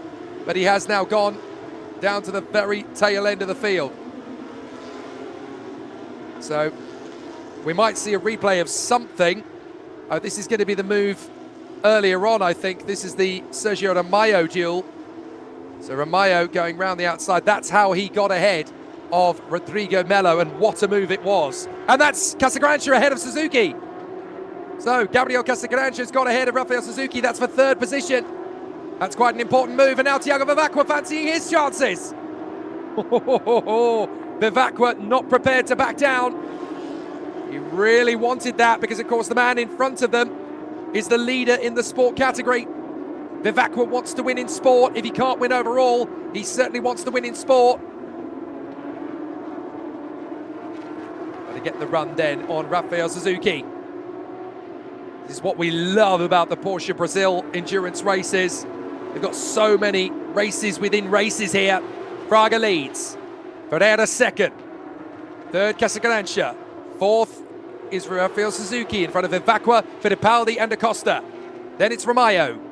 And this magnificent battle for 9th place is now up into 9th place. Has come Leonardo Reis ahead of Melo, Martins, Costa, D'Amoro, Gomez and Guerra, and then Gressa. There's poor Nelson Monteiro really struggling. And look, he's got 5 cars right in behind him there. That's Pinheiro, Batista, Delani, Freire and Monostoni.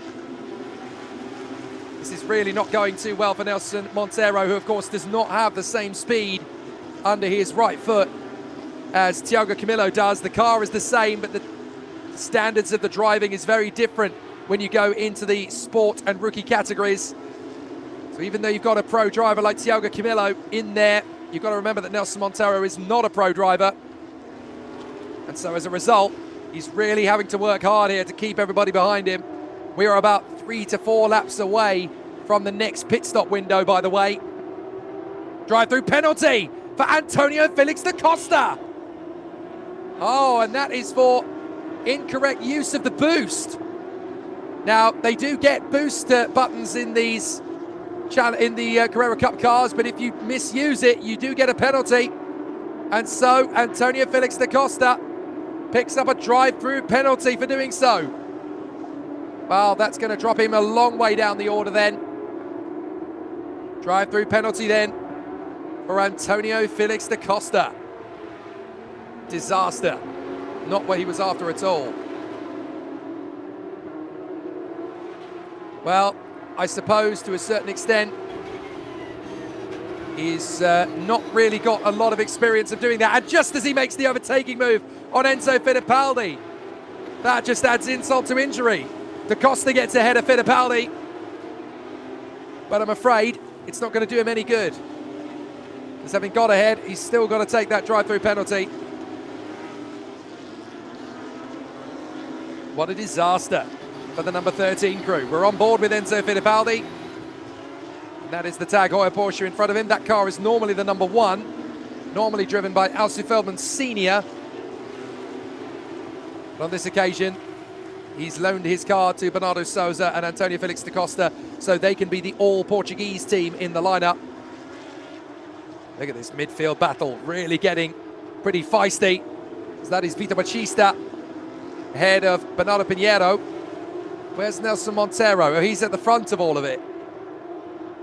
So still a good battle on the inside line there. That is Bernardo Pinheiro trying to get on the inside line of Danilo Derani, and he's got through. So Derani has to bail out of the overtake.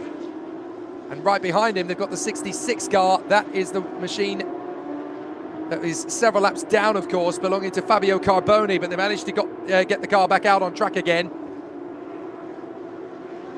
But of course, we'll never know just how competitive Carboni would have been if they'd been able to run in proper tread. I suppose that's kind of what this battle is all about. This is what we could have done.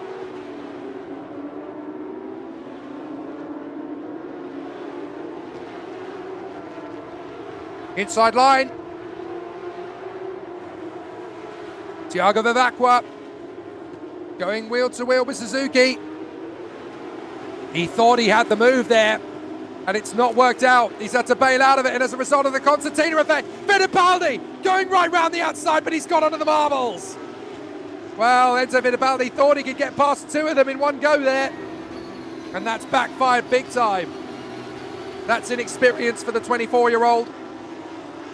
He just thought, right, I can go right round the outside here. But unfortunately, the car went a little bit too deep, caught the marbles, and after that, you're wrestling with the steering wheel, just trying to keep it on the road. Now Vivacqua having another go here at Rafael Suzuki. Here's a replay. There's the dive. That was a big overshoot from Vivacqua. That's why he had to give the position back again.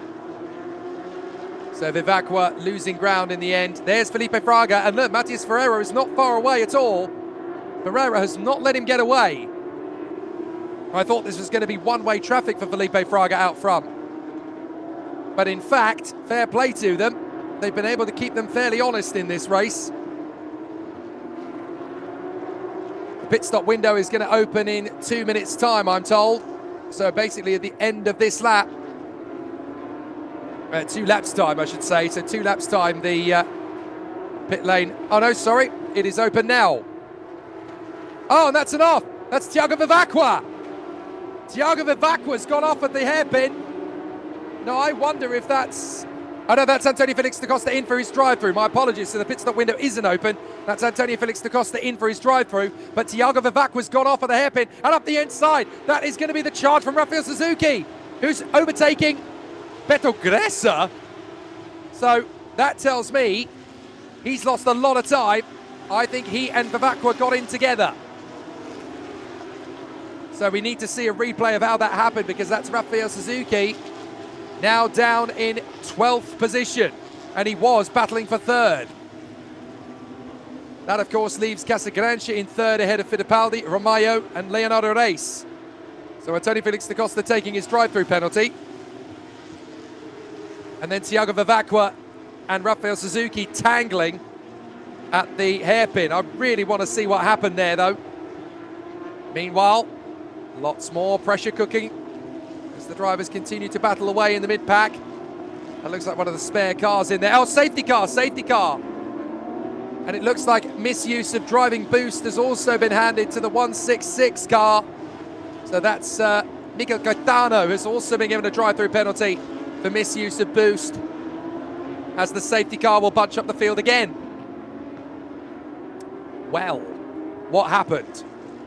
This is the battle further up the order. This is Ferreira and the 17. Well, that is that's Rodrigo Melo, who's a long way back. This is Casagranci getting his move on the inside. That's Fittipaldi diving through on Monteiro. We're seeing some highlights here, I believe, rather than some more recent moments. Yeah, these are the highlights of the race in the first section.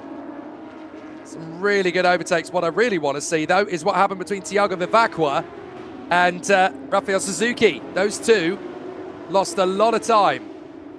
But you're essentially seeing Nelson Monteiro tumbling backwards down the order instead. There is Vivacqua after his earlier battle with Fittipaldi and Antonio Felix da Costa. Da Costa's come in for his drive-through penalty, and then Vivacqua is basically off at the hairpin and not going any further after what we think may have been an incident involving Rafael Suzuki, because Suzuki has dropped back to 12th position. So we think that those two have gone together, but we need confirmation of that before we can definitely hang our hats on that particular thought point.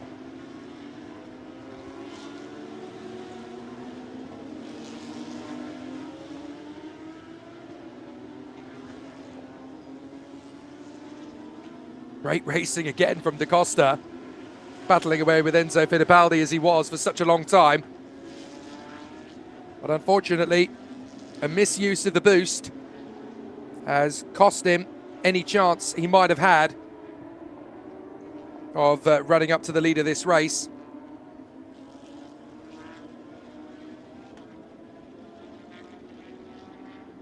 So now I really want to see if we're going to get a victory here for Felipe Fraga and Marcel Muller after all, or if another team is going to sneak in. And also, what happened to Rafael Suzuki? And for that matter, what happened to Thiago Vivacqua? Because there is his car, stationary. So how did Vivacqua end up there? And how did Rafael Suzuki end up losing half a dozen places? Are those two related? You would probably guess they were. There is Marcel Muller getting himself ready to take over the 544. Because, of course, the pit stop window is going to open up under safety car, I think. So this is going to make for a very interesting situation, because I think pretty much everybody will choose to come into the pits at the same time. There you go. Anybody who's got their head screwed on straight will come into the pits now. So everybody will come in together here. There's only a handful of cars that have chosen to stay out. Pretty much everybody else has said, you know what, let's pit. It's the window's open, we're under safety car, we've got to do it now. And so they do. For the next 7 minutes and a half, the pit stop window stays open. You've got a 6-minute mandatory pit stop, so under safety car, everybody said this is when we're going to do our pit stop. It's the only time to do it. And that means that the pit lane is busier than the highway.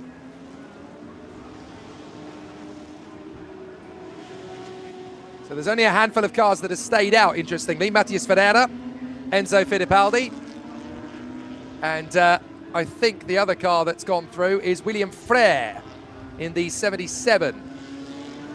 So that is the spare car that he's in. So clearly there was some big damage to Francisco Horta's car after his trip off the road. And also staying out on the circuit, by the way, were Daniel Newman and Vanier Pontes. Now we're going to see what happened. Yes, it does look like they came together. Vivacqua and Suzuki. It does look like they hit each other. So that's why. So Vivacqua and Suzuki were so busy racing each other that they essentially took each other off the road. And all of a sudden now, because most of the cars are in pit lane and the other 5 circulating cars are behind the safety car, the circuit goes quiet because we're in mandatory pit stop mode now. There goes Alcifer Manito back behind the wheel of the 95. Very grateful, of course, to Gabriel Casagrande for getting it up as high as 3rd position. They're on for a very decent podium here. Are we going to go racing again? I think we are. So now it's up to this man to lead the field around. Well, it was actually Enzo Fittipaldi who's just behind Matías Ferreira. We're going to go green. How many of these guys are going to go straight for the pits? Well, Matías Ferreira is. This has backfired. This has backfired on all 5 of these cars. And only 2 of them are going to stay out on the road. Everybody else is in pit road. This is a bit like Lewis Hamilton at Hungary in 2021. The only 2 cars left on the circuit then to battle away with each other are William Frere and Enzo Fittipaldi. Everybody else is in pit lane for their mandatory stop.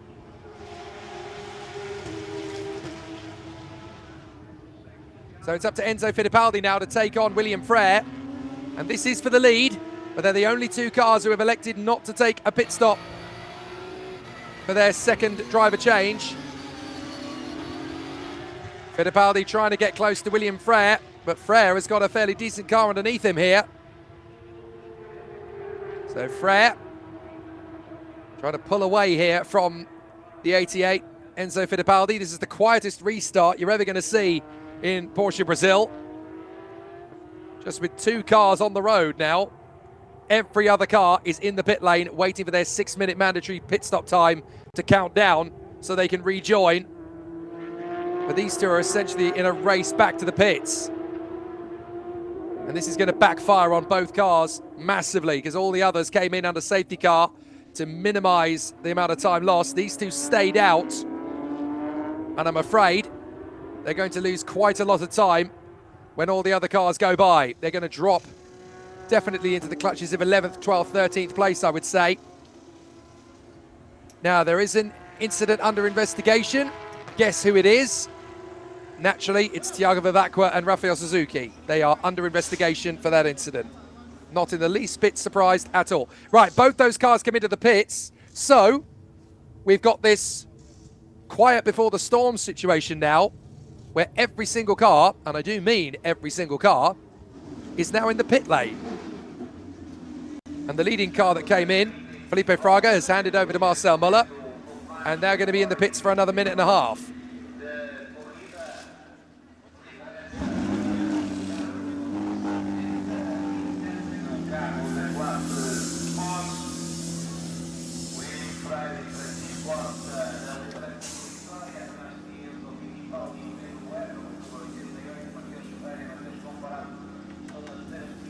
Right, what happened there to the 85? Because that looks like they're pushing that car back down the pit lane. That was Leonardo Reis. I think they let him go. I think they let him go out onto the circuit and they realized, wait a minute, we haven't served our pit stop time. So a miscommunication there by the look of it. And so they've had to pull that car back into its stand, because obviously everybody's got to do a minimum of 6 minutes. The first car that will move is going to be Marcel Muller in the 544. There he is. Felipe Fraga's already taken his helmet off and is going back into the garage to watch the next phase of the race. He will cross the finish line at the end of the race, of course. Right, we've got the timers down. Ready? Marcel, all on you now, mate, for the next 18 laps of racing or so. They will release him with enough time to get down pit lane, but not to do too much damage. Go, go, go. And out onto the circuit, right into the path of Marcel Muller. Goes the 17. Wow, there's some aggressive pit stops on this way out of the pits then. Are there going to be a few teams that will get this in under 6 minutes? Yes! I'm afraid it's happened to Yosemar Junior and Sergio Romeo. So Marcel Muller is going to get out. Now, have they lost the position there? I think they have. I think they were a little bit too conservative as out goes Bernardo Souza. Have they got out behind? Yes, they've got out behind Alcifel Manito. So Marcel Muller's now got to overtake Alcifel Manito for race position. And I think he's got to do the same thing with the 17 of Regadas. Well, Regadas has got out in 5 minutes 52. I'm not entirely sure what's happening there. I don't think that's their handicap. So Marcel Muller was expecting to leave the pits first, and so was I. But he's come out in 4th position of them all. Well, this is baffling. So now Marcel Muller's got his back to the wall, trying to get ahead of the 17 and ahead of the 95. His team will be telling him, look, don't panic. They've jumped the gun. They shouldn't have gone out that early, the 17. They're going to get a penalty for that. But this is the kind of drama that you get when everybody comes in under safety car. So now the race leaders, by my reckoning, are the 27 of Yosemar Junior and Sergio Romeo, at least for the time being. Everybody else comes out of the pits and we get the first lap out of a qualifying run. But when they all start coming across the line, we'll get a better understanding as to where everybody is. Bit of a twitch there from Marco Billy, and that's enough for Thiago Camilo to get ahead. And now watch for Leonardo Herman. He's going to dive into the hairpin. I'll have that, thank you. Oh, it's absolute skittles as they go through on this first lap out of the pits on cold tyres. And everybody's in the same boat. So it's all going to be in a very tricky nature. Well, here comes Alcifel Manito down on the inside of Yosemar Junior, down the inside of both of them to take the lead. Magnificent from the 17. Marcos Regadas gets past both men in one go, takes the lead. There goes Marcel Muller to the inside into 3rd position, getting ahead of Yosemar Junior. And so now Alcifel Manito trying to go for the lead of the race here. Don't forget that Fittipaldi and Ferreira are all in pit lane. So now this is for the lead of the race up front. Diving through, still some great moves as Thiago Camilo is really trying to make up for the time lost by Nelson Monteiro. He's just carving through the field. One car every corner. Amazing how he's doing it. As now Marcos Regadas leads here in front of Alcifel Manito and Marcel Muller. Well, this has got exciting again. And Marcel Muller thought, well, I've got the lead of this race easily. No, you don't, mate.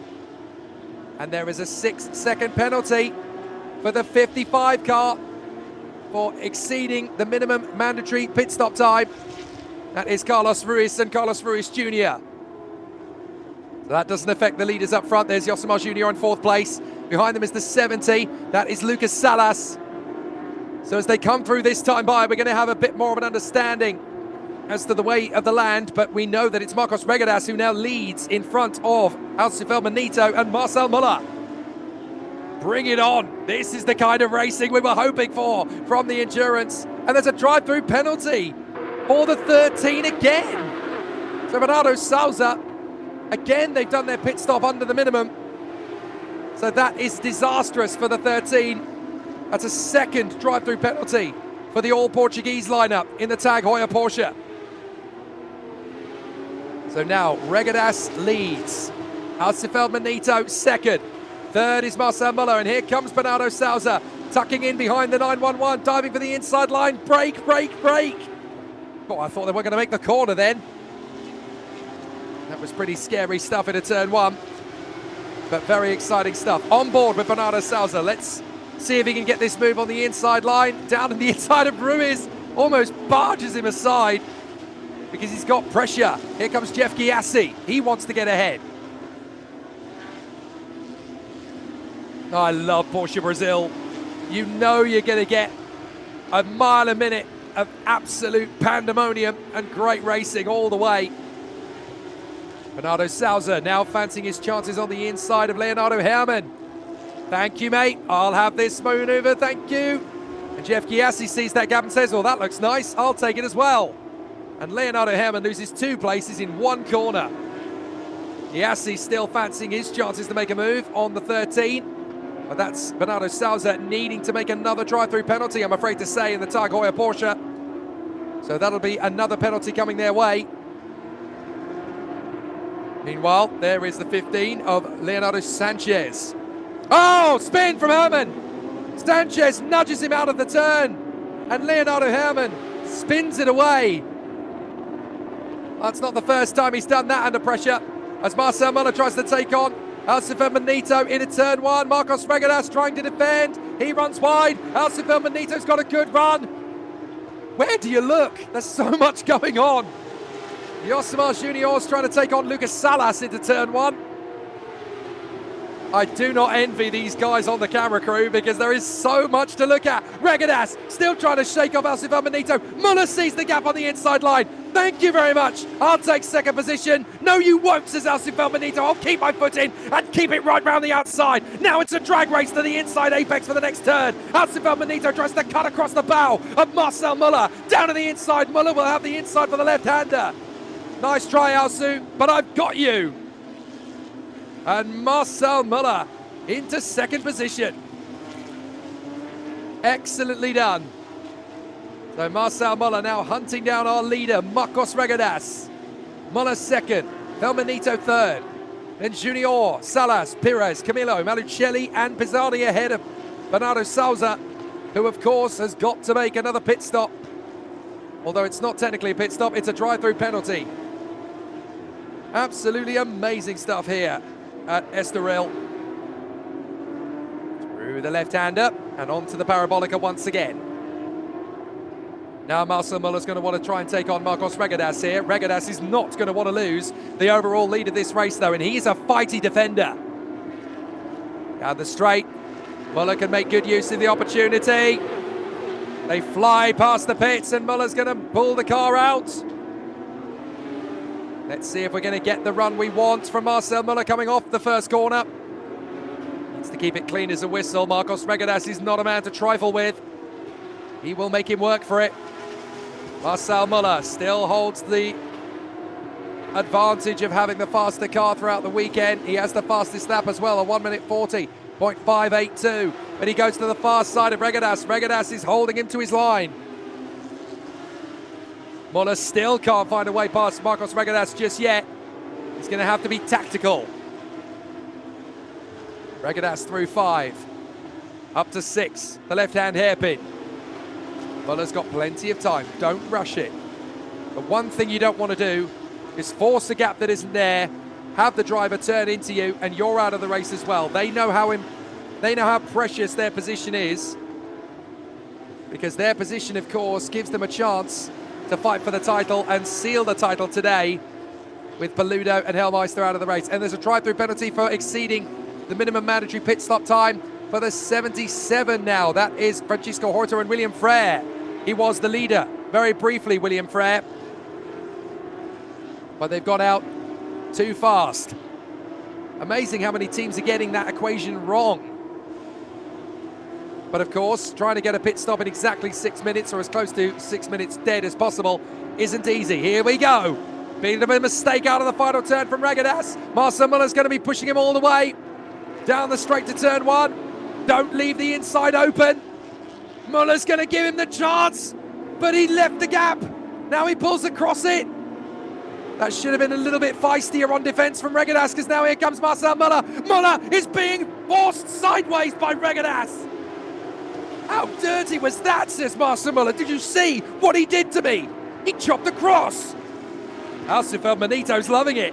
That's fine. You guys trade paint. I'll get in there in third place and snatch the lead away from both of you. Well, Marcel Muller is in a championship-winning position here today, knowing that Paludo and Hellmeister will not score. He wants to take full advantage of it, thank you. Lucas Salas and Rafael Suzuki are in 4th position. They're not going to gain points on the 544. And Campeonato is a long way back. He shared his car with Artur Leist last time out. And Campeonato is, of course, now sharing his car with Matias Ferreira.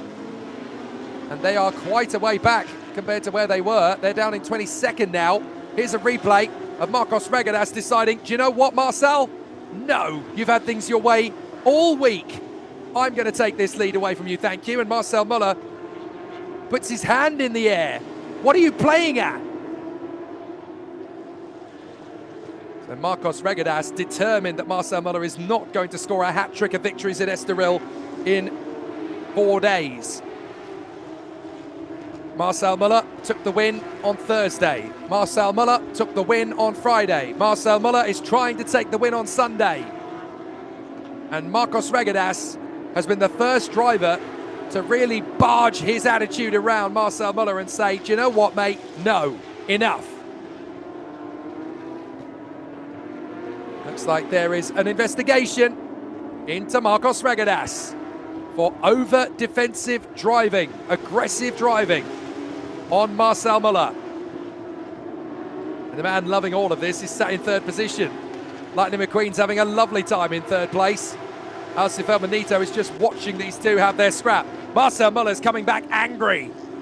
He wants to get Marcos Regadas out of the way quickly, but he knows that Regadas will use his car as a buffer to stop the 544 coming through. Nearly 4 wide on the way to turn 1 as the 33 gets there to the inside line first. Bruno Campos comes through in front of Nelson Piquet Jr.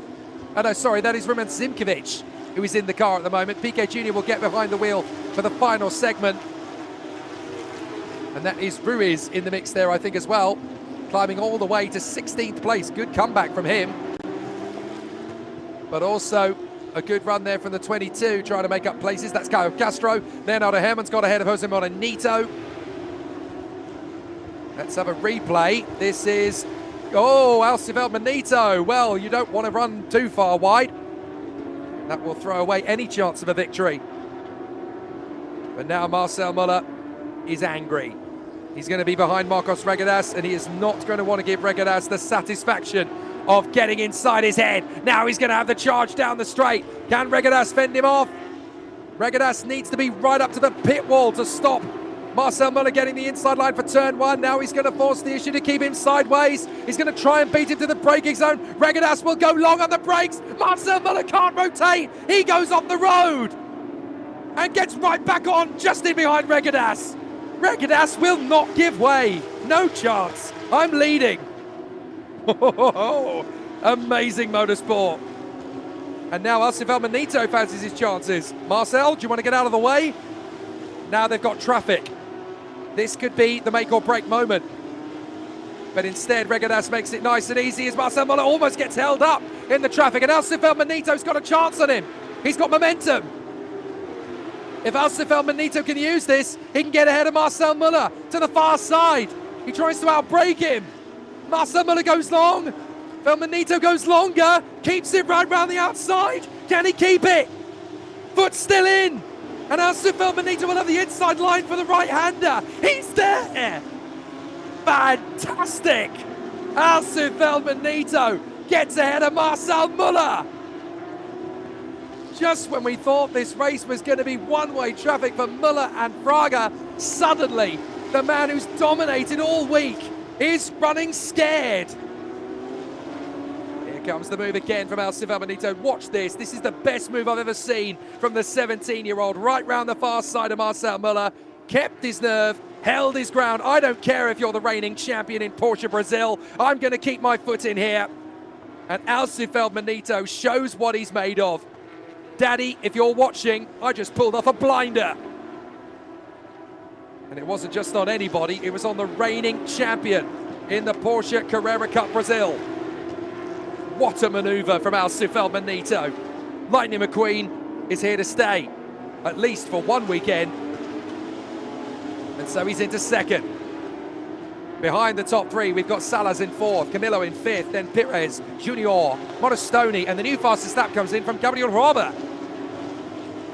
10th place for Malucelli, then there's Marco Pisani. 12th place, there's Marco Billy in the green machine. And then we've got the charge after them. Champao, Zimkovic, Campos, Ferreira, Castro, Herman, Ruiz, Bozel, Nito. Leonardo Sanchez has had a problem. Not sure what's happened to Leonardo Sanchez, but it doesn't look as though he's come through in the right position, as there is Pedro Bozel getting on the inside of Pietro Rumbano.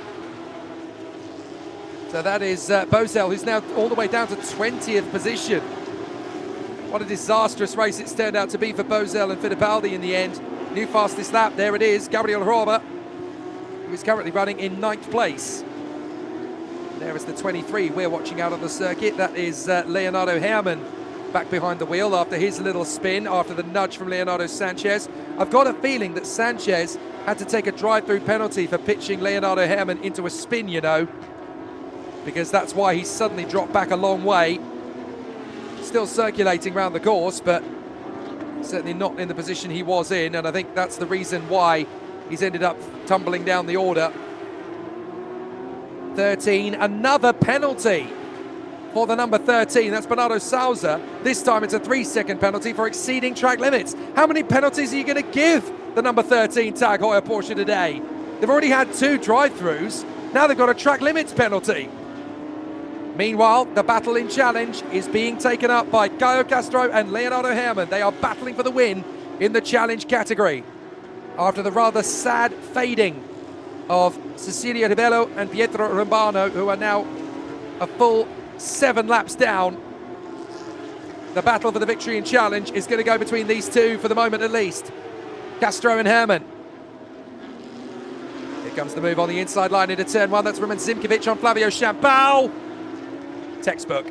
No worries at all. On the exit though, Champao has been smart. He's gone slow in and fast out. He'll pick it back up again. So Champao really responding well to the onslaught from Roman Zimkovic. We're on lap 45 out of 72. And this is turning into a very tough battle as Zimkovic dives back on the inside of Champao. They both drift out wide. And for a moment there, it looked like Campos was going to have a chance. Bruno Campos thought he might have something there, but he's had to wait. It's Flavio Champao and Roman Zimkovic are having an amazing squabble. On the inside line, there goes Matias Cabarato. He now dives in. Oh, sorry, that's Ferreira, his teammate. So Ferreira, who's taken over that car again.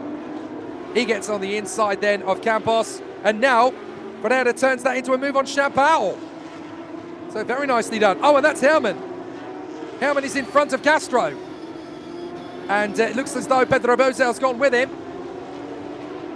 So a bit of an error there from Caio Castro, as Herrmann's gone into the lead of challenge once again. But will he be able to keep it with the high pressure from Pedro Bozel behind him?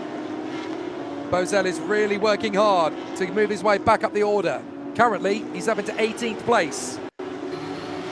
Getting the move on Leonardo Herrmann will definitely improve things as he'll get his way up into 17th. Herrmann drifts wide in Parabolica. And Bozel wants to keep his foot in and go for the lead. Down the main straight. This is going to be quite an amazing opportunity now as down to the first corner. Here comes Pedro Bozel.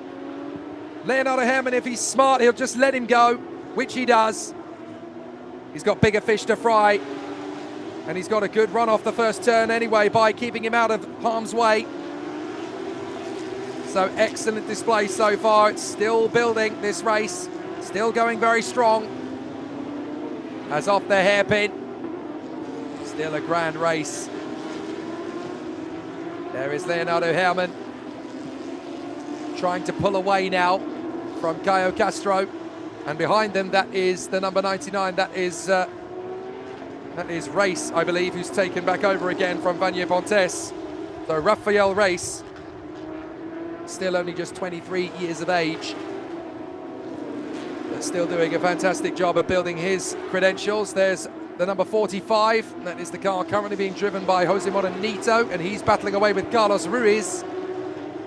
So those two having a nice little battle out on the course. That's the car, of course, the number 55 that started dead last. Jose Morenito getting it wrong, and Ruiz gets through.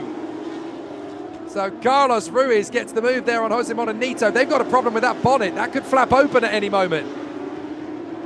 And now the battle really is raging as Gabriel Roba gets the move on the inside of Yosemar Junior. And he takes the place. The Moristone is through to 7th. Roba is through into 8th. So Gabriel Roba now in 8th position. Yosemar Junior slips all the way to 9th. It was looking good for him on that first lap under green, wasn't it? He was up in a brilliant P4.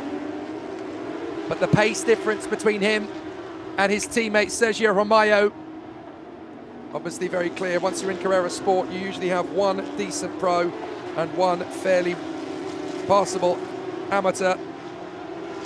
But the pace difference is always going to be very different indeed between the two drivers. Same in the rookie category, of course, as well. Here's Jeff Giassi sharing that car with Silvio Monostoni. But they're being caught rapidly by a chap called Gabriel Roba, who is really starting to showcase some skill here in the 300 kilometers of Estoril. Meanwhile, back up at the front, and we've got these two scrapping away for the lead still. Where is Marcel Müller? Where's Marcel Müller? He's dropped a long way back.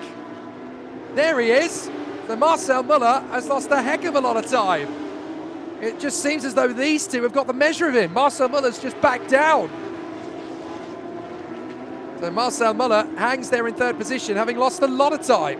And Alcifeld Manito now thinks, right, well, if Marcel Müller couldn't go for it, I am going to go for it. I know Marcos Regadas's tricks. I race against him in the same class regularly. I know what moves he's going to make. I'm ready for him. But will Marcos Regadas put Alcifeld Manito where he doesn't want to be? Off the turn. Charging down the straight again. There is Marcel Müller, still in third position. Currently trying to put a lap on the 166 of Joao Bossa, the local driver here in Estoril. That shouldn't be too much of a difficulty. Makes the move. Joao Bossa doesn't give him any problems at all. Very sporting indeed there from the local hero. So Joao Bossa lets Marcel Müller go. As up the inside, that's Pietro Rimbano trying to get through on Caio Castro, who is back in the battle for the victory in the challenge category with Leonardo Herrmann. He's caught him back up again.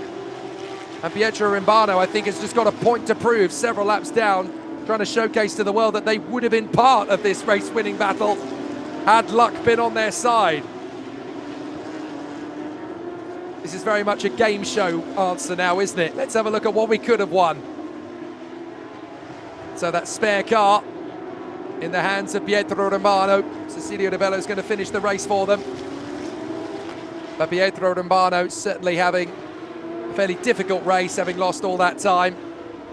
But they're still going to try and bring it home as quickly as they possibly can. But so far, it is fantastic racing and really good battles so far. So Caio Castro all over the back of the number 23. A really exciting battle and a very difficult situation.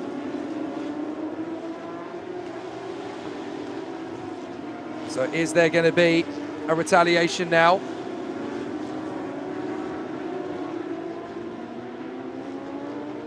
So let's see if Herrmann is going to get his run to get away from Caio Castro.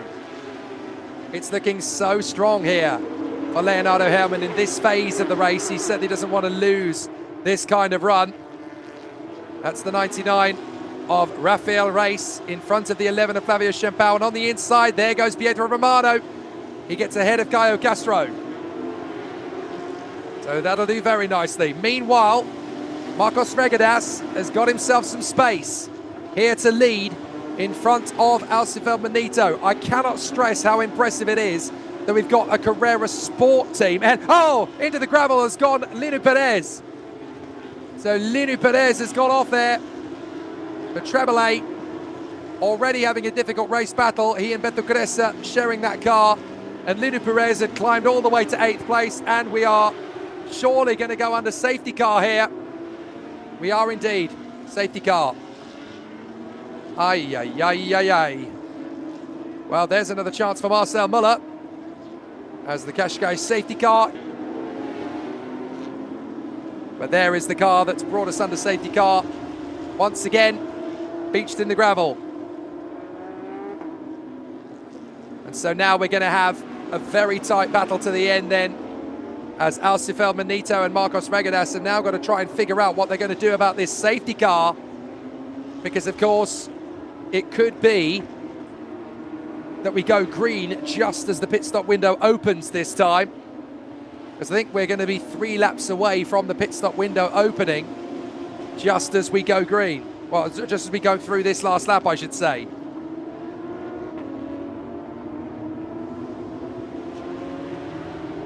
So now an interesting battle for all of the contenders here. All of the competitors want to have a little bit more out of this one, but Marcos Regadas will come into the pits. Now, it looks like Manito has backed right off him. Yes, he has. I think he's only just realised we're under safety car. So the challenge is going to continue here all the way to the next part.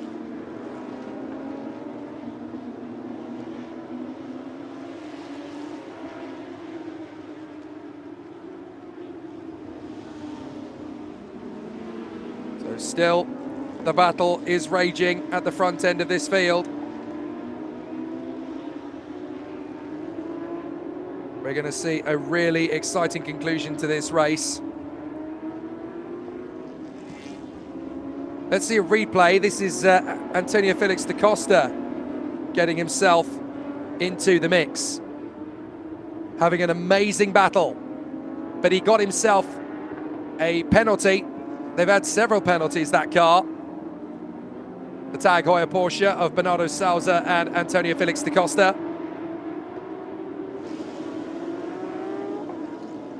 But we are going to see a very interesting conclusion, because we're going to be under safety car for another lap or so, I think, as we watch some of the highlights of the race from earlier on. There's been so many magnificent battles. How close did Enzo Fittipaldi come to being the ultimate hero there around the outside? The conflagration of the pit stops, and then of course we had the jump from the 17, Marcos Regadas, and the 95 of Elcifel Manito to get ahead of championship leader Marcel Muller. But this has been a really interesting stint, and Marcel Muller is not going to get much more time behind the wheel of this car. He's going to have to hand it over to Felipe Fraga. Look how close that got on the inside line from Bernardo Souza.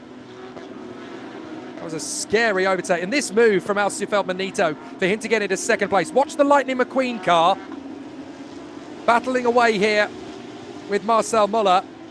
The next time we see those cars battling away, I hope they're going to see the replay of the move he made on Marcel Muller. We'll talk you through the order as it stands anyway, because it's currently Marcos Regadas who leads the way, Elcifel Manito in second place in the Lightning McQueen car, number 95. Marcel Muller in third position, Thiago Camilo in fourth, Lucas Salas is P5 in front of Silvio Morastoni, Gabriel Robert, Josimar Junior, Sibba Malucelli and Marco Pisani. Then Marco Billi ahead of Matias Ferreira, Roman Simkovic, who is sharing his car, of course, with Nelson Piquet Jr., Pedro Berzel, who's sharing his car with Enzo Fittipaldi, is 14th.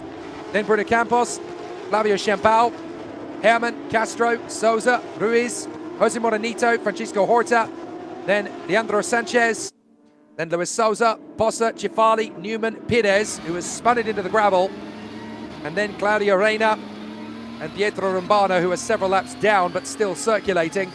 Then Rafa Reis and Eduardo Minossi, and then the retirements, Thiago Vivacqua, Sadek later. Dramatically, Alan Hillmeister and Miguel Peludo retiring while chasing the leaders.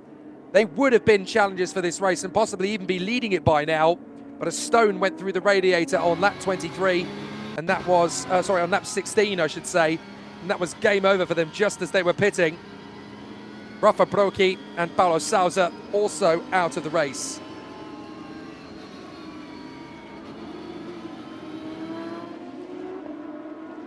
So we're under safety car.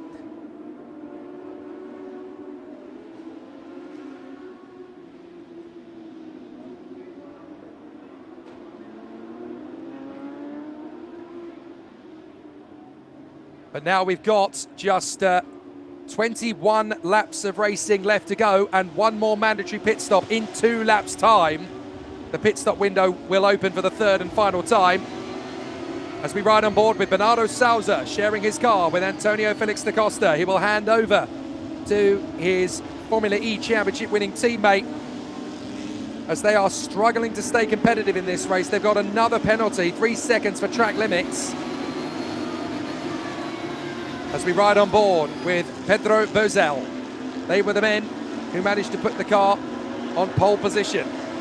But now they are all the way down in 12th position. That is the Porsche Endurance Series of Brazil for you.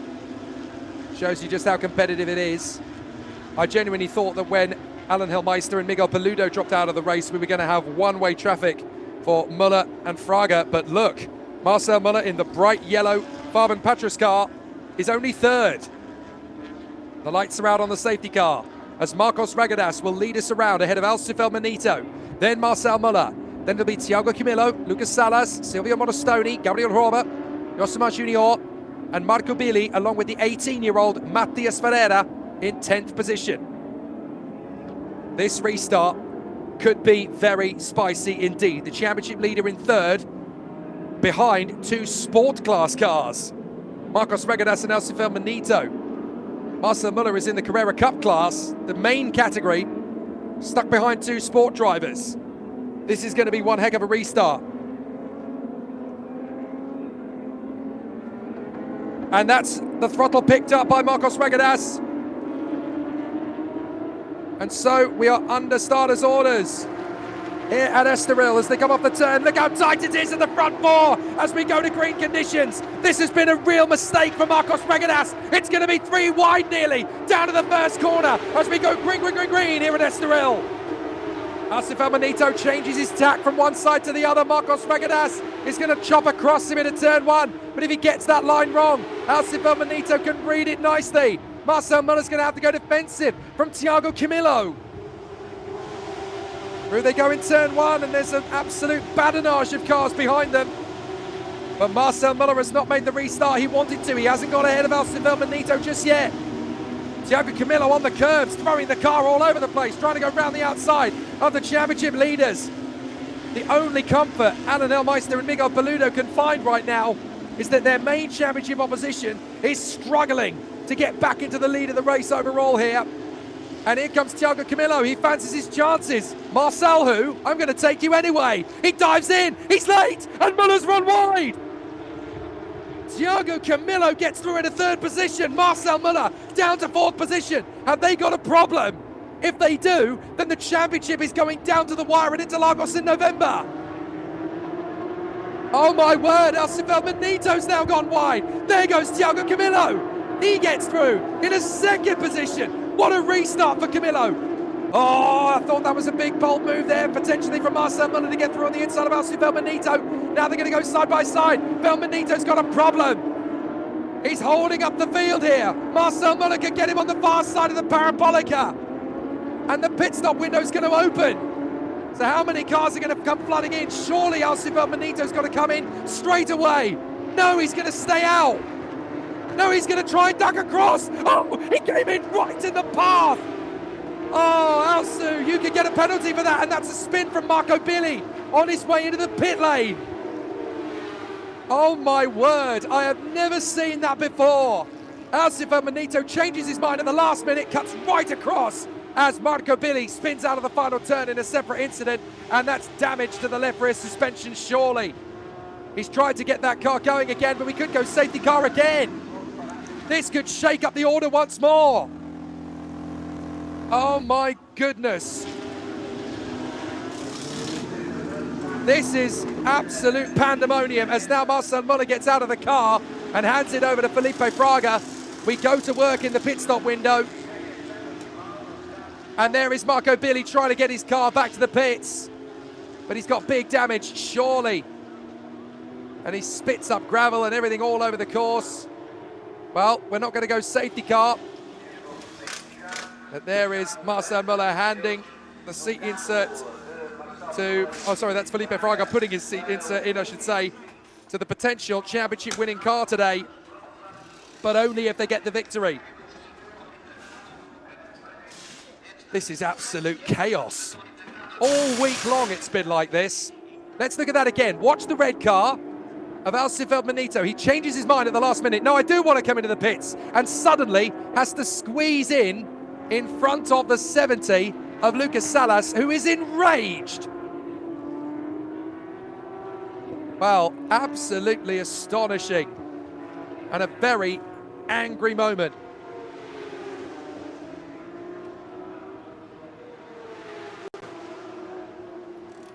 Wow, absolute pandemonium. And this race, I genuinely can't call it, because Marcos Regadas, when he comes in, he's already in, of course, but he handed the car over to Rodrigo Melo. Alcifel Manito has only just managed to come into the pits in time, but they could get a penalty, and he's going to hand his car over to the three-time stock car champion, Gabriel Casagrande.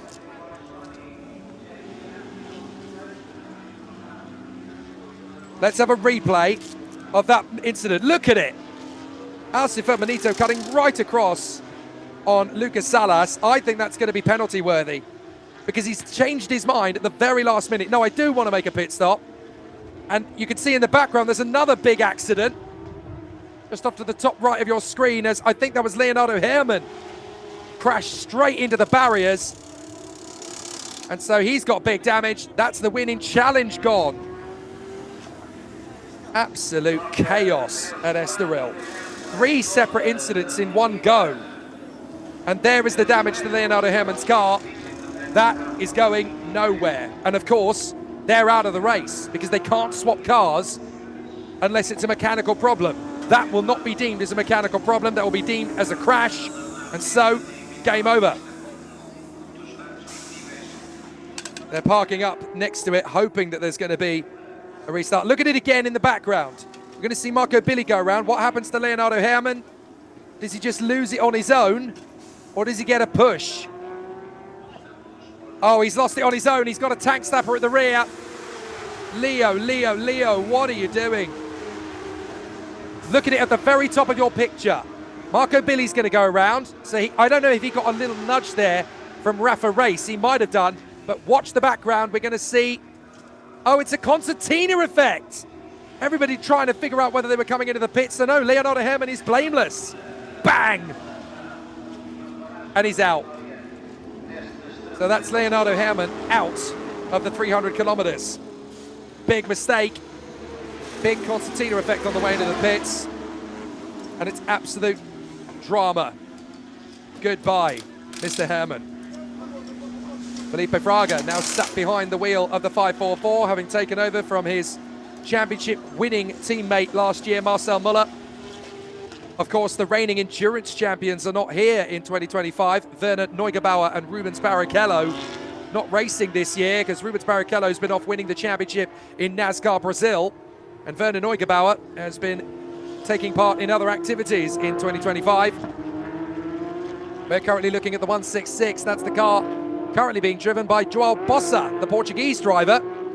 He and his teammate Miguel Caetano, racing, of course, in the Porsche Sprint Challenge South Europe. They race in the Porsche Sprint Challenge Iberica, I should say. As the crew at 544 are waiting. There is Alcifel Manito, the 17-year-old, who has been doing such an amazing job. And he's now going to hand his car over to the 3-time stock car champion of Brazil, Gabriel Casagrande. Now, there is an incident under investigation. It is the 99 and the 83. So that is the pair of cars further down the order. That is Rafa Race and the 83 of Marco Billy. So they're clearly trying to figure out whether Marco Billy was pushed into the spin there by Rafa Race. Now, is Gabriel Casagrande going to get out ahead of Felipe Fraga? If he does, then we are in for a nail-biting conclusion to this race. There is Casagrande's car, the Lightning McQueen machine. There goes the 17 of Rodrigo Melo. So he beats them out. That's not a shock. There goes... well, no, he's lost out behind him. So Casagrande has to get out behind Felipe Fraga. So this is going to be an amazing conclusion to this race then. Several cars trying to fight their way down the end of the pit lane. There goes the new leader, the 17, Rodrigo Melo. Then it's the 544, Felipe Fraga. Then it's the 95, Gabriel Casagrande. Rub your hands together with glee, get a good vantage point, and enjoy the last 16 laps of this race. 16 to go here. Absolutely amazing. And we've been racing for just over 2 hours here.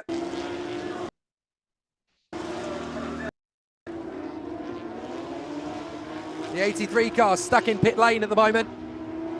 Bit of an issue there for Gaetano de Moro. That's the man who currently leads the Stock Car Pro Series.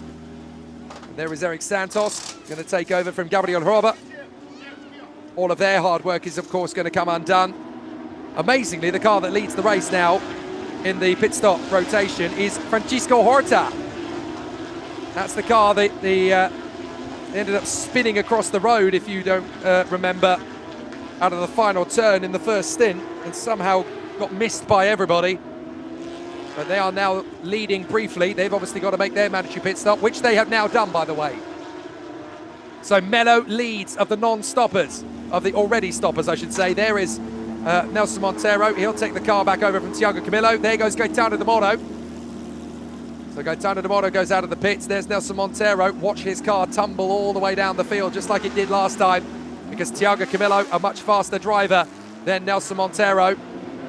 Last couple of cars coming down pit road, but Nelson Monteiro is going to get held up in the pit lane.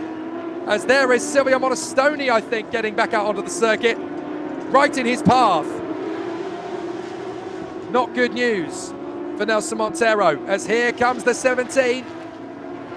Under pressure from Felipe Fraga. This is for the lead of the race, and it's going to be door-to-door. Melo versus Fraga to the first corner. Will Rodrigo Melo be as aggressive on defence as his teammate Marcos Regadas will, or is Felipe Fraga going to sweep by into turn one? The answer is the latter. Felipe Fraga sweeps through into the lead. Job done. Goodbye. Thank you. Into the lead goes Felipe Fraga. 15 laps to go. And he comes through right into the path of Nelson Monteiro. That was close. And now he's got to try and navigate his way around Silvio Monostoni. So he just about gets through the chaos of that. Because Monostoni actually beat him out onto the circuit, would you believe? Oh no, there is a couple of laps discrepancy between them by the look of things. Well, very tough stuff then as the cars came through. So we're just trying to make heads or tails of the situation. I think Moristoni's done a 5-minute 58 stop. I think they've got a handicap at the pit stops there, because they've been able to go a bit quicker on the pit stops, but they do have a slower run lap time. But that's going to be side by side between Melo and the 118, is that? Is that the teenager? Is that Matias Ferreira? It is indeed. So Matias Ferreira has swept through then to get through. The 18-year-old doing a great job, as there goes Gabriel Casagrande through on the inside of Rodrigo Melo, but he's left the door wide open for Rafael Suzuki. Suzuki's going to try and sweep around the outside and make up for the time lost earlier on, but he can't make that stick. Casagrande now chasing after Monostoni, who drifts wide in Parabolica. Thank you, mate, I'll have the place. No, you won't, says Silvio. I'm actually racing you. Too late. Casagrande's already got there. And so, back onto the leading lap we go. Fraga leads. Ferreira second. Casagrande now third. Up into the inside comes the 70. That's Rafael Suzuki. He sweeps through on Monostoni as Melo is struggling to keep back Sergio Romayo. Watch out for the 27 in this latter stages of the race. He's going to be absolutely mighty as he works his way through. Whoa, couple of cars kicking up the dust as they come through. So this is going to be pretty spicy stuff to the end. And up the inside, Rodrigo Melo banging wheels with Sergio Romayo as Romayo finishes off the move. Cheers, buddy. I'm off. Excellent racing. So a really solid race up on the far side of the course, but Fraga leads the way from the teenage talent, Matias Ferreira, 18 years of age. Here comes Romayo trying to get his move on Silvio Monostoni. And at the end of this next lap, we're now going to have the true order of the race, because everybody's going to get back onto the lap they should be on as Casagrande sweeps past Eric Santos to put a lap on him.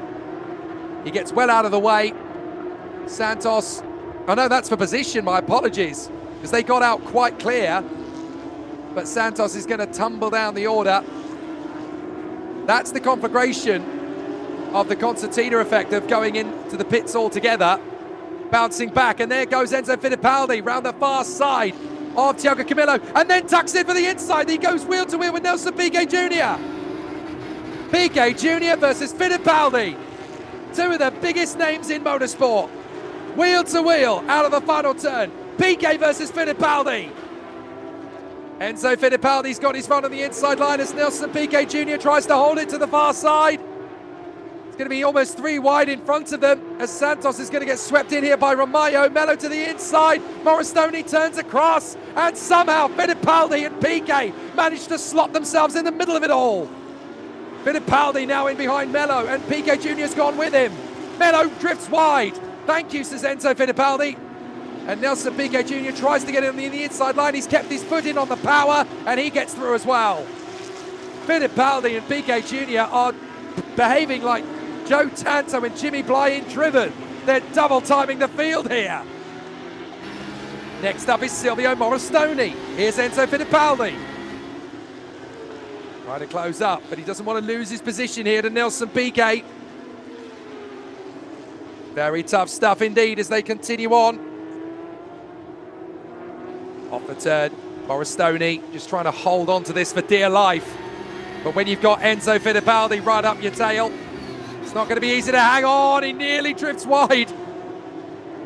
Just about manages to save it. Very close running indeed here.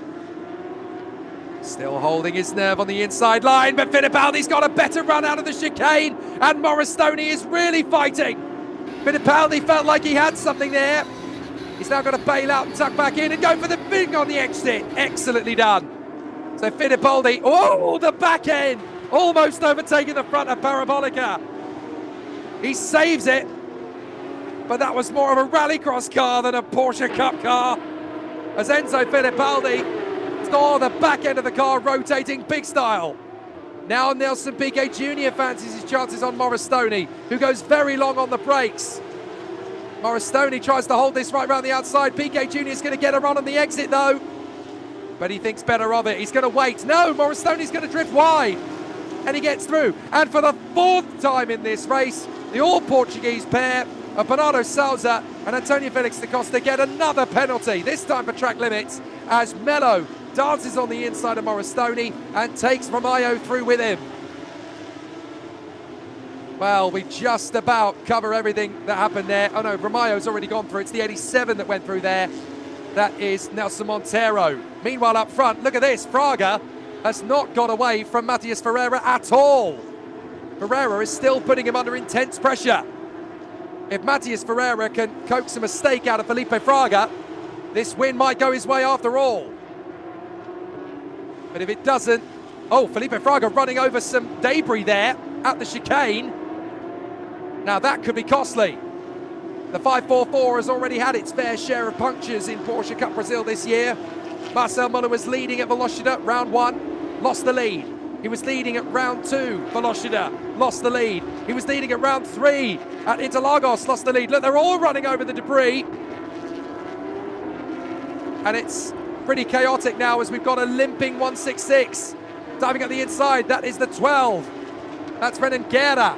He dives in on the inside line to pick up a place.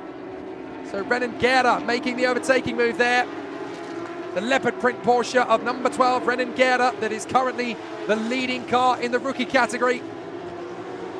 Meanwhile, Silvio Moristoni's battling with Nelson Monteiro. This man I can go to battle with. Monteiro defending heavily into turn 1, but Moristoni will get a faster run off turn 1 if he can stay present. And behind them in the number 13, the green Tag Heuer Porsche, is the former Formula E champion, Antonio Felix da Costa. So Felix da Costa's got a lot of ground to make up, but he's only got 14 laps to do it and a 3-second track limits penalty to carry with him. So let's see what Antonio Felix da Costa can do in the closing stages of this race. He wants to charge his way forward. Can he make it stick? He's got 3 cars right up the road in front of him. Rodrigo Mello, Nelson Monteiro and Silvio Moristoni. So can Antonio Felix da Costa make light work of this? He's certainly been rapid when he's got a decent dander underneath him. Let's see if he can hold station of the sharp end. He waits for a gap on Moristoni. It almost came there. That was a little bit eager, even for Antonio Felix da Costa, so he decided against it. Now diving up the inside line, will make his charge forward, and he's there. Lovely overtaking the chicane from Antonio Felix da Costa.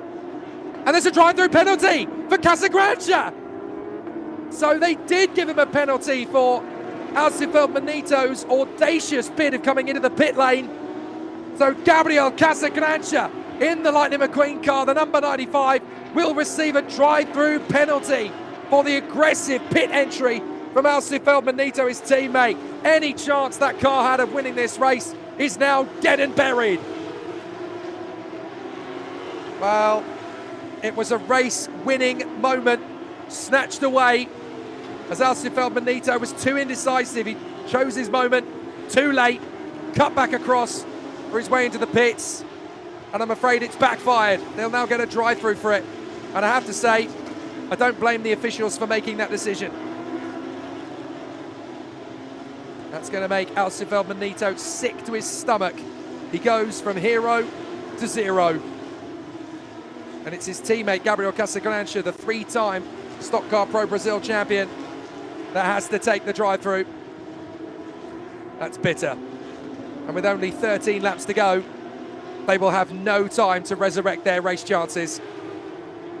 So it's going to be an ignominious end to the battle for the victory for the number 95. We'll never know if Gabriel Casagrancha could have put up the pressure on Matias Ferreira and then his Stock Car Pro rival, Felipe Fraga. Because the number 95, the Lightning McQueen of the category, is going to come into the pits for a drive-through penalty. And I'm fairly sure, knowing Casagrancha, he'll do it sooner rather than later. Well, no, he doesn't. The 83 is also getting a drive-through for, I think it's also getting a drive-through for its crash on the way to the box. So that is the 83 of Marco Billy and Gaetano De Moro. I'm not quite sure about that particular drive-through penalty, but that's what they've been awarded. As meanwhile, up against the pit wall, drag race to turn one between Rafael Martins and Silvio Modestoni. Martins wants to move on the inside line, and he's got bits of Porsche falling off him. He's got to be careful because that could end up in a technical flag. He's got to hope that that falls off the car, because if it keeps dragging behind him, it's going to be game over as Costa dives in on Modestoni. Nicolas Costa fancies his chances and gets in front. Well, at the last round of the championship, Nicolas Costa was, of course, teammates with the 19-year-old lady, Antonella Bassani, former Porsche Sprint Challenge champion. She's had to watch on the sidelines this weekend as Costa instead teams up with the other number 33 driver in the field, Bruno Campos, leaving Bassani without a teammate and therefore without a race drive this weekend. But that's a real problem for the number 15. Rafael Martins has got to hope that that bumper falls off the car, because otherwise it's going to be a pretty disastrous moment for him. So that really needs to part company, otherwise they are going to get a technical flag, because that is a big, big problem. Rafael Martins continues on. That's dragging behind the car. That's going to cause a real hazard for somebody as he goes wheel to wheel with Nelson Monteiro now. Rafael Martins trying to get the move on Monteiro, and here comes Nicolas Costa, and that's why this could end up being a technical flag, because he gets too close to the back of the 15. Oh, there's a little bit of contact as Monteiro's going through too slowly for him. And so Costa has to watch, and finally the bits of bodywork fall off Rafael Martins' car. But that was fairly scary, as down to the first corner, the 100, Marcos Gomez wants a piece of this. On the inside comes Nicolas Costa. He gets his move on Rafael Martins. And they're all trying to close up on Rodrigo Melo further up the road. Let's see a replay up to turn one. This is further up the road. This is Sergio Romayo finally getting his overtaking move here on Rafael Suzuki. That's for third position. And here's how close it got to absolute chaos. Monteiro is nudged wide. Martins gets through. Costa challenges, pushes him, nudges him, and all the pieces come flying off his Porsche. Costa finishes the move, but that's one way to help your fellow rival from getting a technical flag. Here, mate, let me remove those bits of Porsche from your rear. Costa still battling with Rafael Martins, who still fancies his chances further back. That is Renan Guerra trying to get the move on the inside of Silvio Modestoni. As the 100, Marcos Gomez closes up on all of them. Down to the hairpin. Tightening the way through. Some good battles all the way here. Everybody really putting on the speed in the final stages. 10 laps to go as Antonio Felix da Costa moves up into 7th position, and Gabriel Casagrancha is driving through pit lane, serving his drive-through penalty that takes him out of 3rd position. What a shame. In fact, I think he'd already done it on the previous lap, and it's now just correcting on the timing screen. So Rafael Martins trying to duck this way and duck that way to get around the outside of Nicolas Costa. He wants to get back ahead of him. It's going to be very tight indeed in the closing phase of this race. Costa not prepared to give best to Rafael Martins at all. But Fraga leads the way. Ferreira second. Sergio Romeo is now third ahead of Rafael Suzuki, Enzo Fittipaldi and Nelson Piquet Jr. Antonio Felix da Costa up to P7 now. There are the class leaders. Muller and Fraga in Carrera. Junior and Romeo in Sport. And Campos and Costa in Rookie. So those are the class leaders. Costa and Campos are in 9th position now, battling away with Rafael Martins. That's why it's important that they stay in front of them. That is the victory battle in Rookie. There's the 88, that is Enzo Fittipaldi in front of Nelson Piquet Jr. 2 different classes, but 2 famous names, and they're going to go to battle to the end of the race here as we complete lap 63. There is the leader coming through. Felipe Fraga completes lap 63. There are the challenge classes, by the way. The leaders, Caio Castro and Danilo Delari in challenge. In Rookie, it is Ruiz and Ruiz Jr. And in Sport, it is Jose Morenito and Matias Iorio. And that shows you how competitive it's been. The pole position in all of the categories are completely different to the leaders now. There is Caio Castro still motoring on in the lead of the challenge category. In fact, I am very devastated to tell you that they are the only challenge car still circulating, because Sadek Leiter and Fabio Carboni are out after 23 laps, and so too out Leonardo Herman and Vitor Batista after that big accident earlier on. So there's Rafael Martins getting ahead of Rodrigo Melo, but the man they need to get ahead of is the 33, otherwise they're not going to take the win in Carrera Rookie. Here comes the 100, now they're going to take on the 17 Rodrigo Melo. That's Marcos Gomez. Gomez is going to try and make his move here on Melo. Melo holds the inside line very strictly indeed. There might just be a whiff of a gap there, and Brennan Guerra fancies his chances to move forward as well. Still, Rodrigo Melo trying to hold on for dear life here to what is going to be 3rd position in the category. But he knows that that's Marcos Gomez trying to take 3rd position off them. And he's got to try and hold on here for the last 8 laps of racing when Fraga crosses the line. And that is going to be almost impossible. Fastest lap of the race, Sergio Romeo. 1 minute 40.213. The car running in 3rd position and leading in Carrera Sport. Off the turn comes Rodrigo Melo. He's got Gomez, Guerra and William Frere right on his tail. This is going to be very tricky to hold on to down the main straight. Marcos Gomez is going to be hunting him into turn 1. Let's see if he's got what it takes to throw the car up the inside line. He's not quite close enough. This is for 3rd position in Carrera Sport. The leaders of that class, by the way, are Sergio Romeo and Yosemar Jr. Second are Roman Zimkovic and Nelson Piquet Jr. And the gap between those 2 cars is only 3 seconds. With 8 laps to go, can Zimkovic and Piquet Jr. fight their way back into the lead like they did in Portimao? Piquet Jr. took the victory in Sport that day. He's 3 seconds away from getting 2 in a row, and therefore surely the Carrera Sport title, but he needs to finish the job. Meanwhile, here comes Marcos Gomez. Melo is holding on for dear life. Gomez is trying to find the inside line. He's going to try and go the very basic route.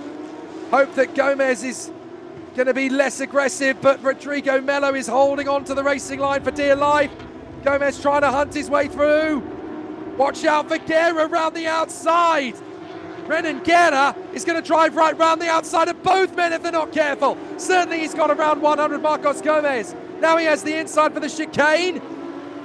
But round the far side, Marcos Gomez is going to fight his way back. Watch out, guys. Oh, nearly 3 wide off the turn, and Renan Guerra has had enough of waiting. He keeps his foot in, gets in front, and that's not good for Marcos Gomez, who was trying desperately to close up on Rodrigo Melo. Well, let me take care of him for you, says Renan Guerra.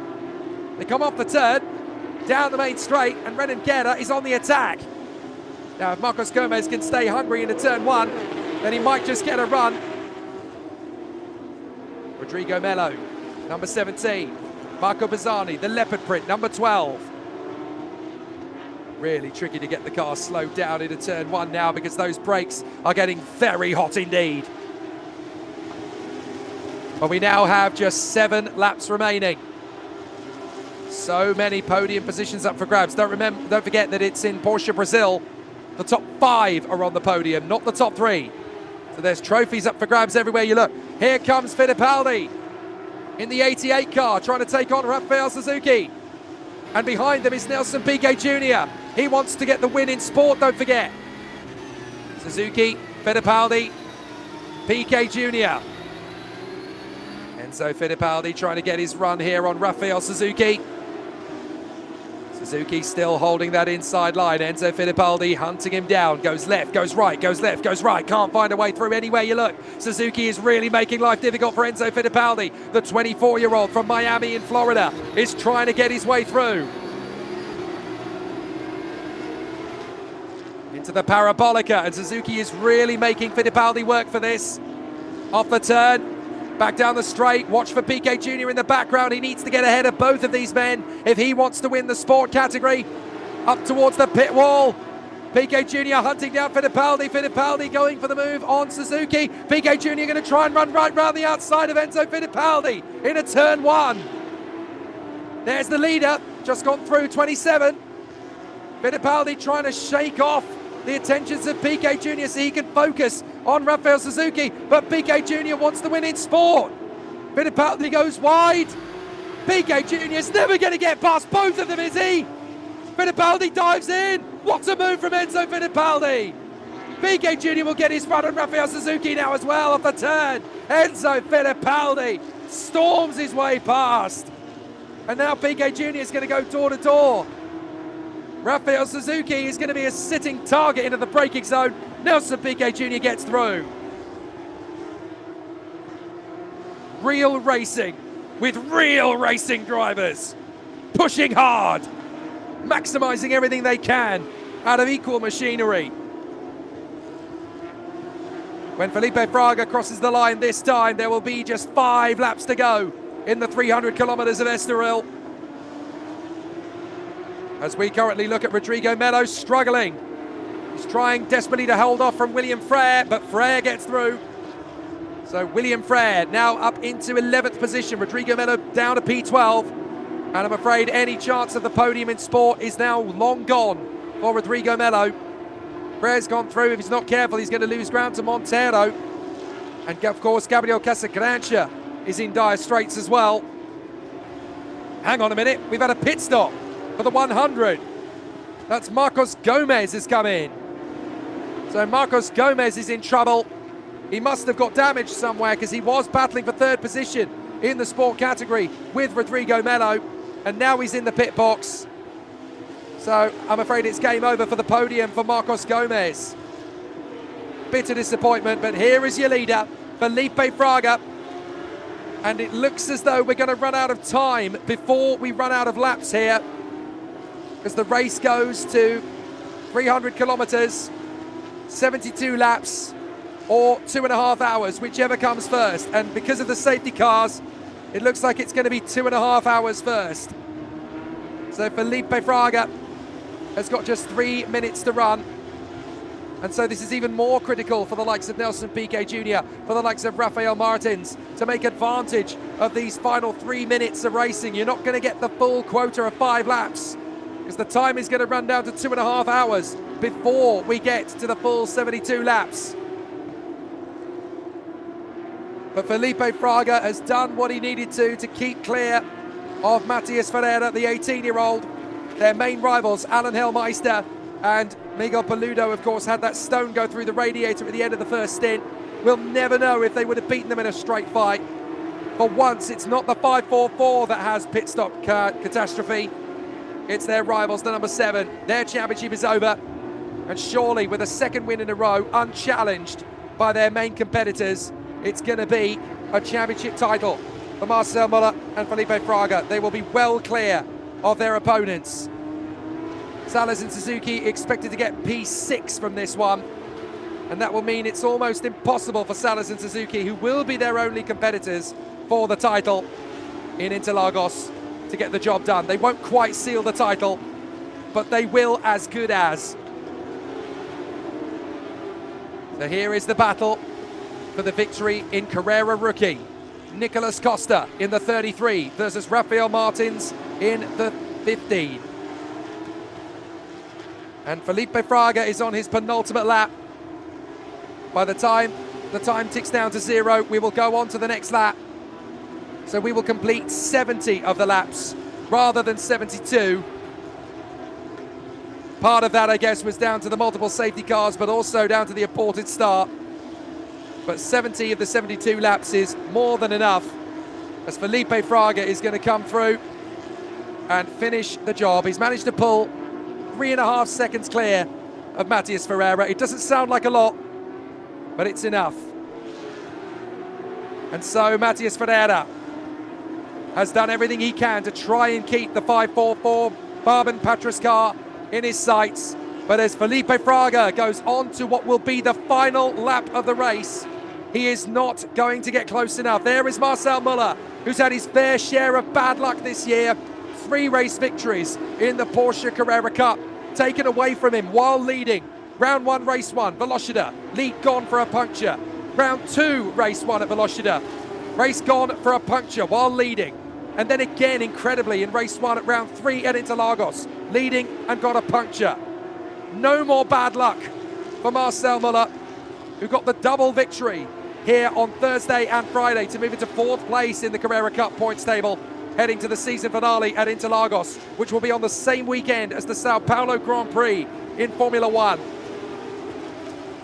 So now it's time for the last lap to be completed.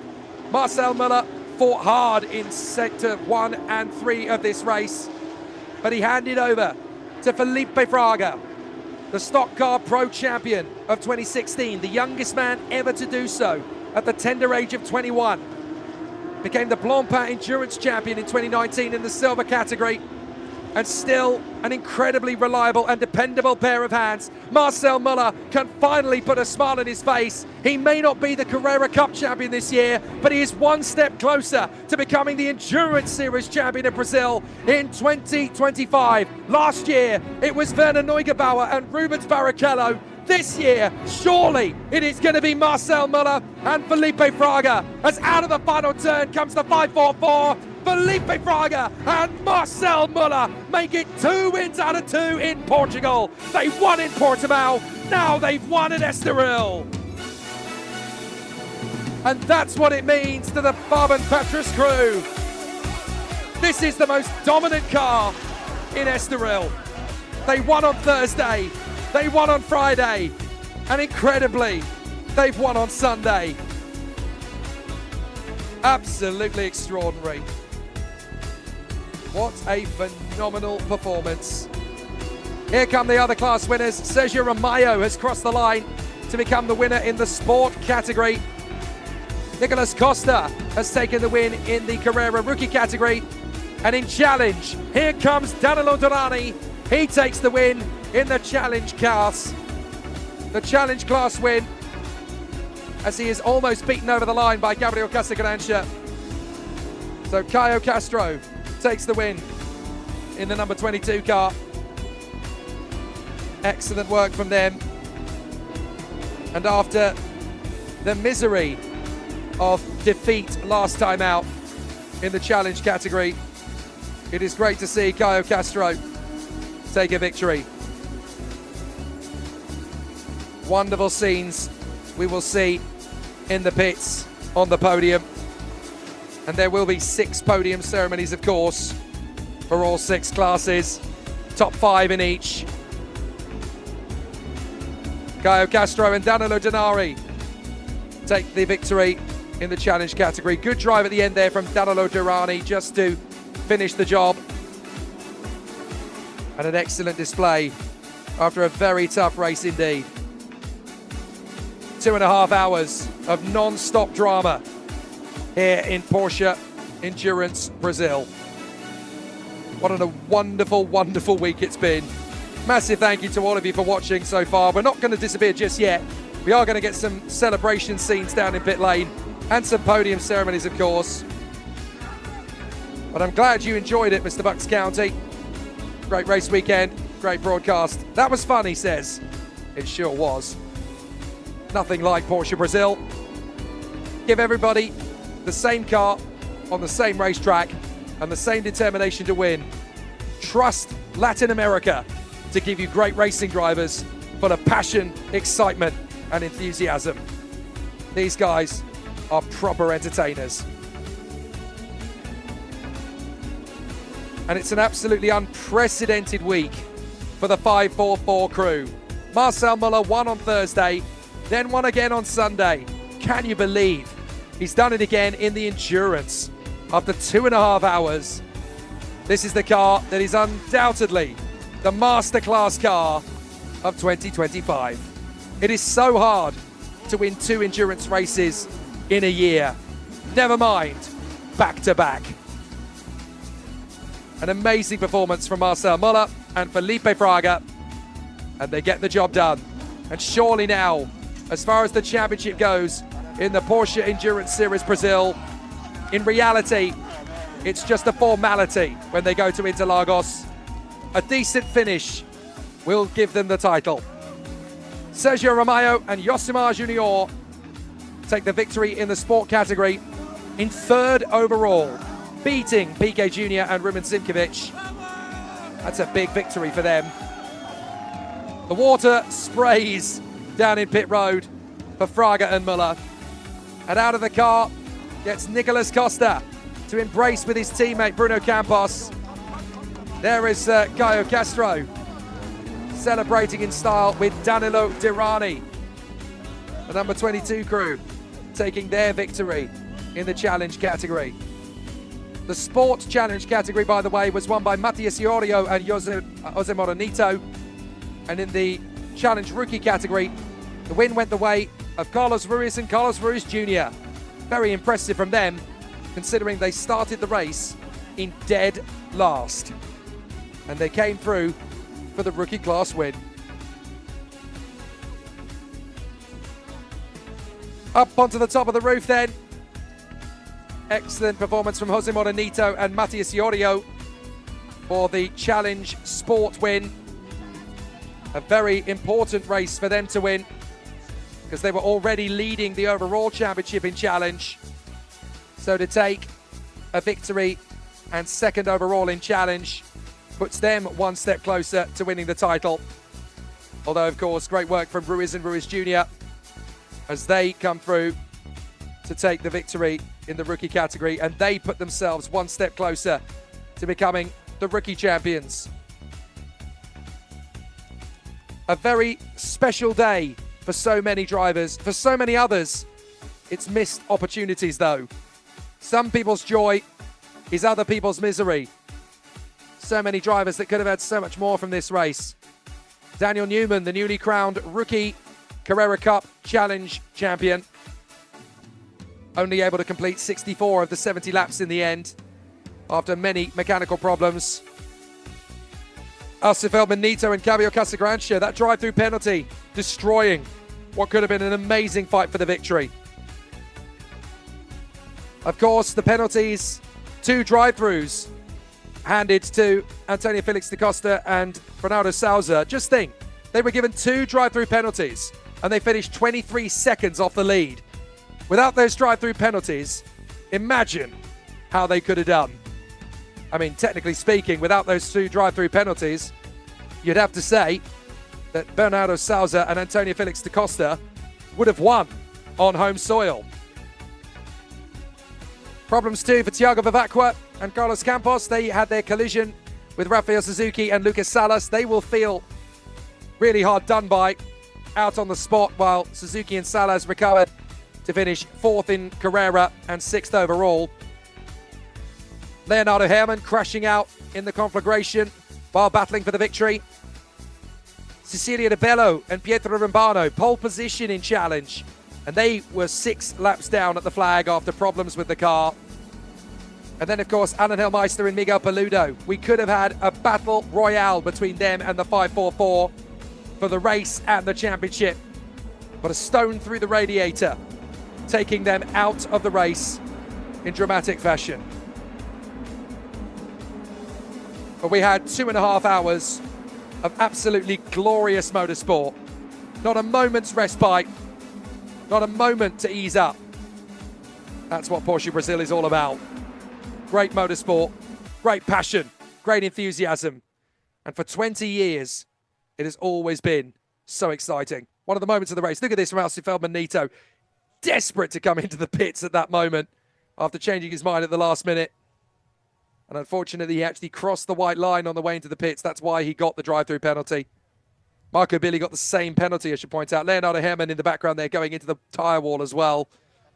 So much drama all the way through. Sadly now, we've got to wait until the next Porsche Cup Brasil encounter. And that's going to be in November for these drivers. The trophy drivers will, of course, take to the Velocity circuit once again in September. But we do not cover their races on broadcast. So we've got to wait until November. Sao Paulo Grand Prix weekend. We are guests of Formula One. And we will go racing for the championship title, where Miguel Paludo or Christian Hahn will become the Porsche Carrera Cup champion of 2025. And Marcel Müller will desperately try to close in on their point score just by getting as many points on the board as possible. Fascinating stuff. And of course, in the Endurance Championship, we'll have one final race battle as well at Interlagos 2 weeks after the Grand Prix. That will take place in November as well. That was an amazing race last year, where we crowned Werner Neugebauer and Rubens Barrichello as Endurance Series champions. We're going to have to figure out who gets the job done in 2025, although it's almost certain, because it's not officially confirmed, but almost certain that it's going to be Marcel Müller and Felipe Fraga. 2 wins out of 2. All it takes for them is a relatively good points finish in round 3, and the job will be done. But that's what it means to Marcel Müller after a year of misfortune and bad luck, where the Carrera Cup has quite easily been robbed from him by a spate of punctures. At least in the Endurance Series, and in particular here at Estoril, the joy has returned to his face. He's back where he belongs, at the sharp end.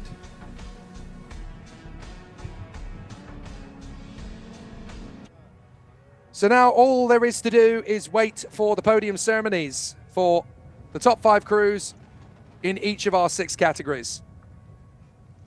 I'm not entirely sure that all of the categories are going to have 5 teams on it, but we're certainly going to have a heck of a lot of fun at the end of what's been a really exciting battle all the way.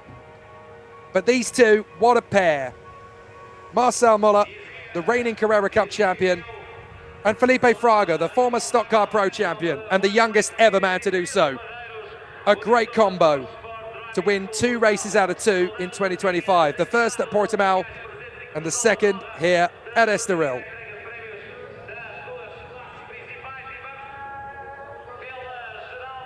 So now we're going to welcome the drivers out onto the circuit, onto the podium for their podium ceremony. And we're going to have some really wonderful results for our top 5 crews. First of all, we get the top 5 crews overall. In 5th position, Roman Simkovic and Nelson Piquet Jr. In 4th position, 2 of the legendary families of Brazilian motorsport, Pedro Bozel and Enzo Fittipaldi. 3rd position for the winners in Carrera Sport, Sergio Romeo and Yosimar Junior. And it's a very popular victory in sport, as you can hear. Third overall. Second position for the teenagers, Matias Camperato and Matias Ferreira, the youngest team in the entire grid, just 18 years of age, both drivers. But what an amazing performance yet again for Felipe Fraga and Marcel Muller. Second win of the season here at Estoril. We love you, Portugal. Yes, not surprised. A win on Thursday, a win on Friday, and now a win on Sunday. There is no doubt that the king of the Qashqai Grand Prix week is Marcel Muller. He's won every race he started. Absolutely astonishing. He has been racing for almost 4 hours, and he has won every single race he started this week. Truly phenomenal stuff. So the trophies are being presented then to our 10 drivers on the podium, 5 crews, 5 duos, and after 2.5 hours of racing here at Estoril, it really has been extraordinary motorsport. We've loved every single second of it, and it's been wonderful to behold. Congratulations then to our crews. In 5th position, Rumen Simkovic and Nelson Piquet Jr. Two brilliant personalities working together. The endurance sport champion alongside Nelson Piquet Jr., the first Formula E champion, in 5th position. 4th position to Pedro Bozel, the nephew of Raul, and the grandson of Emerson Fittipaldi, Enzo Fittipaldi, in P4. A very popular 3rd place for Sergio Romeo, the man who's raced in Stock Car Pro, TCR South America, Copa Truck and BR Montana, alongside Yosimar Junior, the man who carried the helmet colours of Ayrton Senna on his Porsche last season to commemorate 30 years since the tragic passing of Ayrton Senna da Silva. 2nd position for the pair of 18-year-olds, Matias Ferreira, race winner in F4 Brazil and the F4 Winter Series, as well as competing in Porsche Carrera Cup Deutschland this year, and the reigning F4 Brazil champion Matias Camperato, who also raced for Brazil in the Motorsport Games. But the pair on the podium, the reigning Porsche Carrera Cup champion and the former Stock Car Pro champion, are the kings of Estoril. So there we are, ladies and gentlemen, your Porsche Endurance Series podium here at Estoril, round 2 of the Porsche Endurance Series, the 7th event of 2025, as the boys from Brazil and Portugal get busy with the fizzy.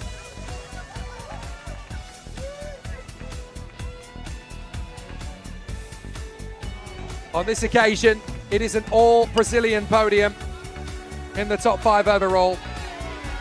You've got a feel for Lucas Salas and Rafael Suzuki just missing out on the podium, and in particular, Bernardo Souza and Antonio Felix da Costa, who, were it not for those 2 track limits penalties and those 2 drive-through penalties, I'm fairly sure would have won this race.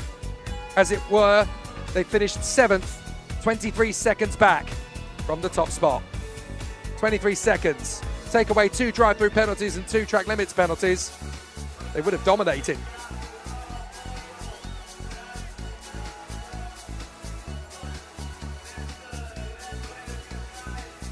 So now we turn our attention to the sport podium, which is again going to have 5 very worthy crews coming to the rostrum. But certainly for Muller and Fraga, it's maximum points for the 2nd weekend in a row. And after the misery of his Carrera Cup campaign, it's nice to see Marcel Muller with that beaming smile on his face again. Great news for Marcel Muller. Finally a winner in 2025 at Portimao. And then he did it twice in the sprint and in the endurance. And then he's won all 3 races here this week at Estoril. Now to the sport podium, which is going to have some very talented race drivers astride it. A very tough race, it has to be said, for all competitors concerned. as all the drivers make their way to the rostrum on their podium positions.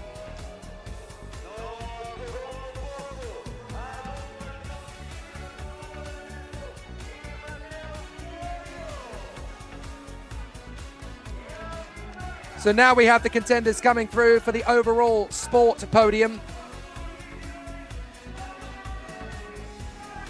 This is quite a special moment for several of the drivers here as we get the overall sport podium, the overall challenge podium, I should say. Some very nice scenes here for the drivers involved.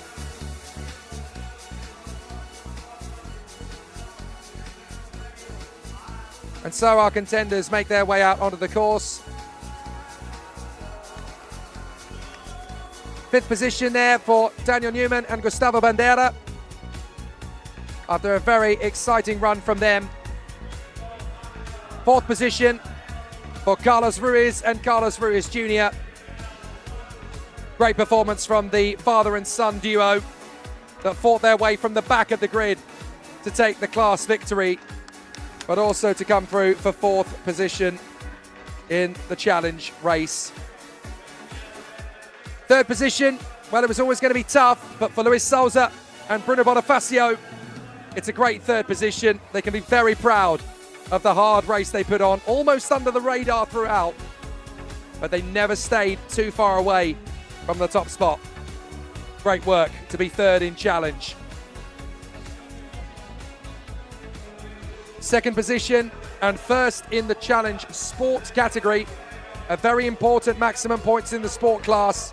The Jose Morenito and Matias Iorio, they come through for second place in the category. Second in challenge, first in challenge sport. So some big points once again for Iorio and Morenito. But on the top spot, it's a very talented pair of drivers, the number 22 crew that comes through for the ultimate victory here in Estoril. A great result for Caio Castro and for Danilo Dirani. They had all sorts of pressure on them all the way through, from Sada Gleiter and Fabio Carboni, from Pietro Rambano and Cecilio Novello, and from Leonardo Herman and Vito Battista. They all fell by the wayside, but Caio Castro and Danilo Dirani stood firm at the helm. An excellent victory for the winning crew. And well done to the 10 drivers that made their way to the challenge podium. To Daniel Newman and Gustavo Bandera, to Carlos Ruiz and Carlos Ruiz Jr., to Luis Souza and Bruno Bonifacio, to Jose Morenito and Matias Iorio, and to the winners, Caio Castro and Danilo Dirani. A very happy 10 men on the rostrum here today at Estoril. Such a great result, such a fantastic race. 2.5 hours of the Estoril circuit, and they gave us so much to be excited about. Great entertainment throughout, but a fabulous victory for Dirani and Castro. For a while, we weren't sure if they were actually going to compete this weekend. They were last-minute entrants in this sellout race grid, and they certainly weren't in the high rank of the order at Portimao. But great to see them put in such a fantastic effort after the duel that went on all race long with Vito Battista and Leonardo Herman. But they held on, they held their nerve despite the battle scars and the wounds of attrition. They held on, firm and first.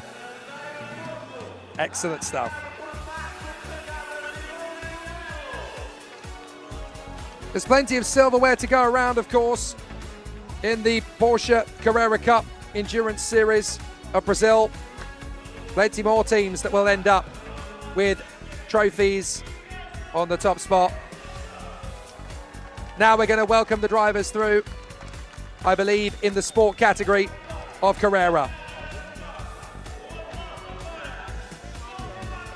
So 5 crews make their way to the top steps of the podium, including the winning crew.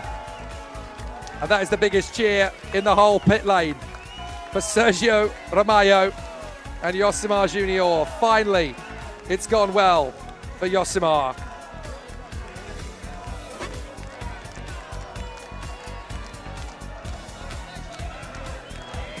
So as we watch the pictures of Caio Castro and Danilo Durrani doing their thing, the podium now has 5 crews on it in the Carrera Sport category.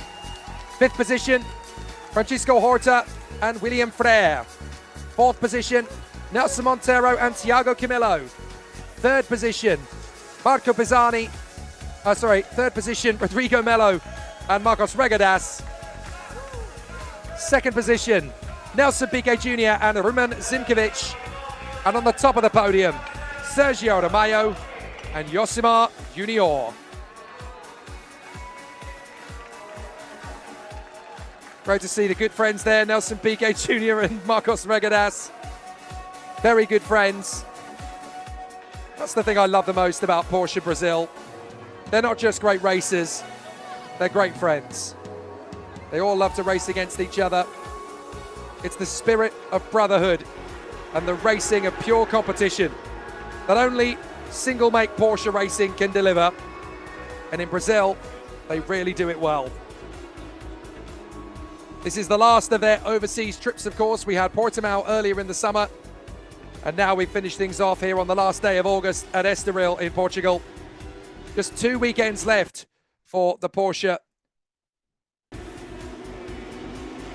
2 weekends left for the Porsche Carrera Cup and Porsche Sprint Challenge, as well as the Porsche Endurance Series drivers. 1 event left for Carrera Cup and Endurance Series, and that will both come on adjacent weekends across 3 weekends, and that will be the Carrera Cup and Sprint Challenge at the Sao Paulo Grand Prix for Formula 1, and the Endurance Series 2 weeks later, both at the Interlagos circuit. And so here we come for the sport category of Carrera, I do believe. Or is it the rookies first? I think it's actually the rookies first, my apologies. Carrera rookie comes out onto the podium first. So it's Silvio Modestoni and Jeff Chiassi in P5.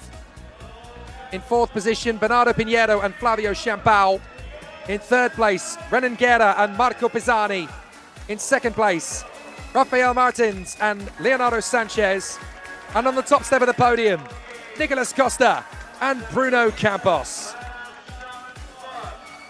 A very exciting rookie race that had so many protagonists over the race as well.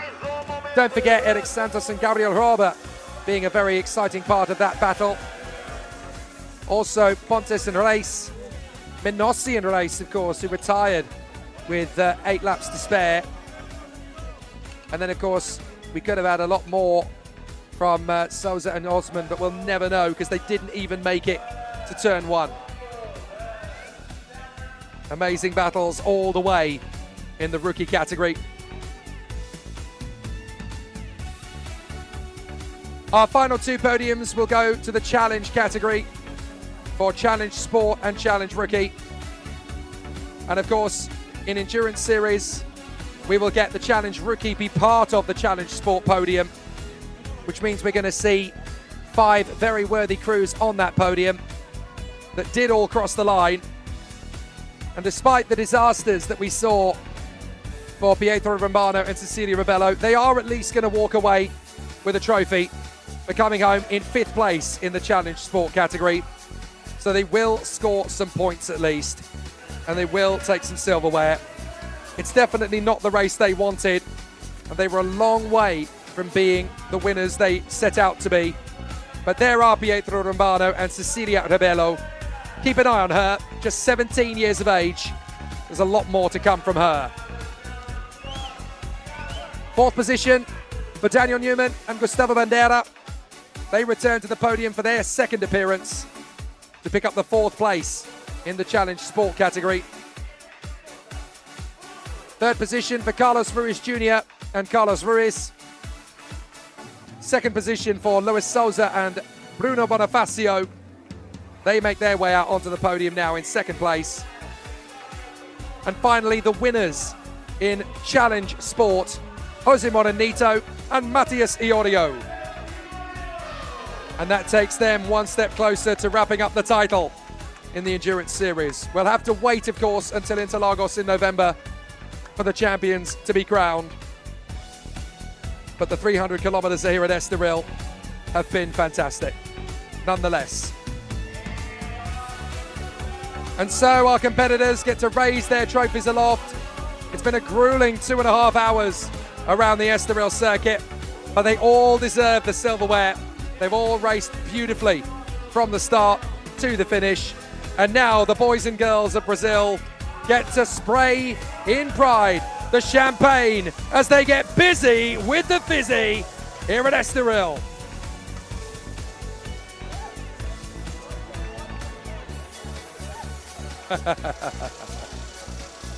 Excellent stuff. There is just one final podium ceremony, and that is going to be the Challenge Rookie category. And the Challenge Rookie category would, of course, only have 4 crews, although only 3 of them may appear, because I think only 3 of them will be eligible to reach the podium. And that will be 3rd position, Claudio Reina and Joao Gonçalves. 2nd for Daniel Newman and Gustavo Bandeira. And 1st position from the back of the grid to Carlos Ruiz and Carlos Ruiz Jr. A truly magnificent end to a fantastic week of racing. Ever since we rocked up on Wednesday and started putting these cars through their paces, we knew that Estoril was going to give us plenty of action and drama. This week has been sensational. It's given us the most exciting, the most stupendous, the most insane racing that we've seen all year across the 4 days. And certainly here in the Qashqai Grand Prix, 300 kilometers of Estoril, we end on a high note. Here are the 3 crews, as we mentioned before, in Challenge Rookie. 3rd place for Claudio Reina and Joao Gonçalves. 2nd place for Daniel Newman and Gustavo Bandeira. And Carlos Ruiz and Carlos Ruiz Jr. will take the victory in the category. So it's all now down to November as our championship drivers in both the Porsche Carrera Cup and the Porsche Sprint Challenge will battle for their sprint race titles in the finale at Interlagos on the Sao Paulo Grand Prix weekend. And the Endurance Series will conclude in November, 2 weeks later, also on the Interlagos circuit. But we hope you've enjoyed our Qashqai Grand Prix week. From myself in the commentary box, Jake Sanson, alongside my producer, Nicholas Otterloo. Thanks for watching on Motorsport TV and on the Porsche Cup Brasil YouTube channel. We'll see you again in November when the racing continues.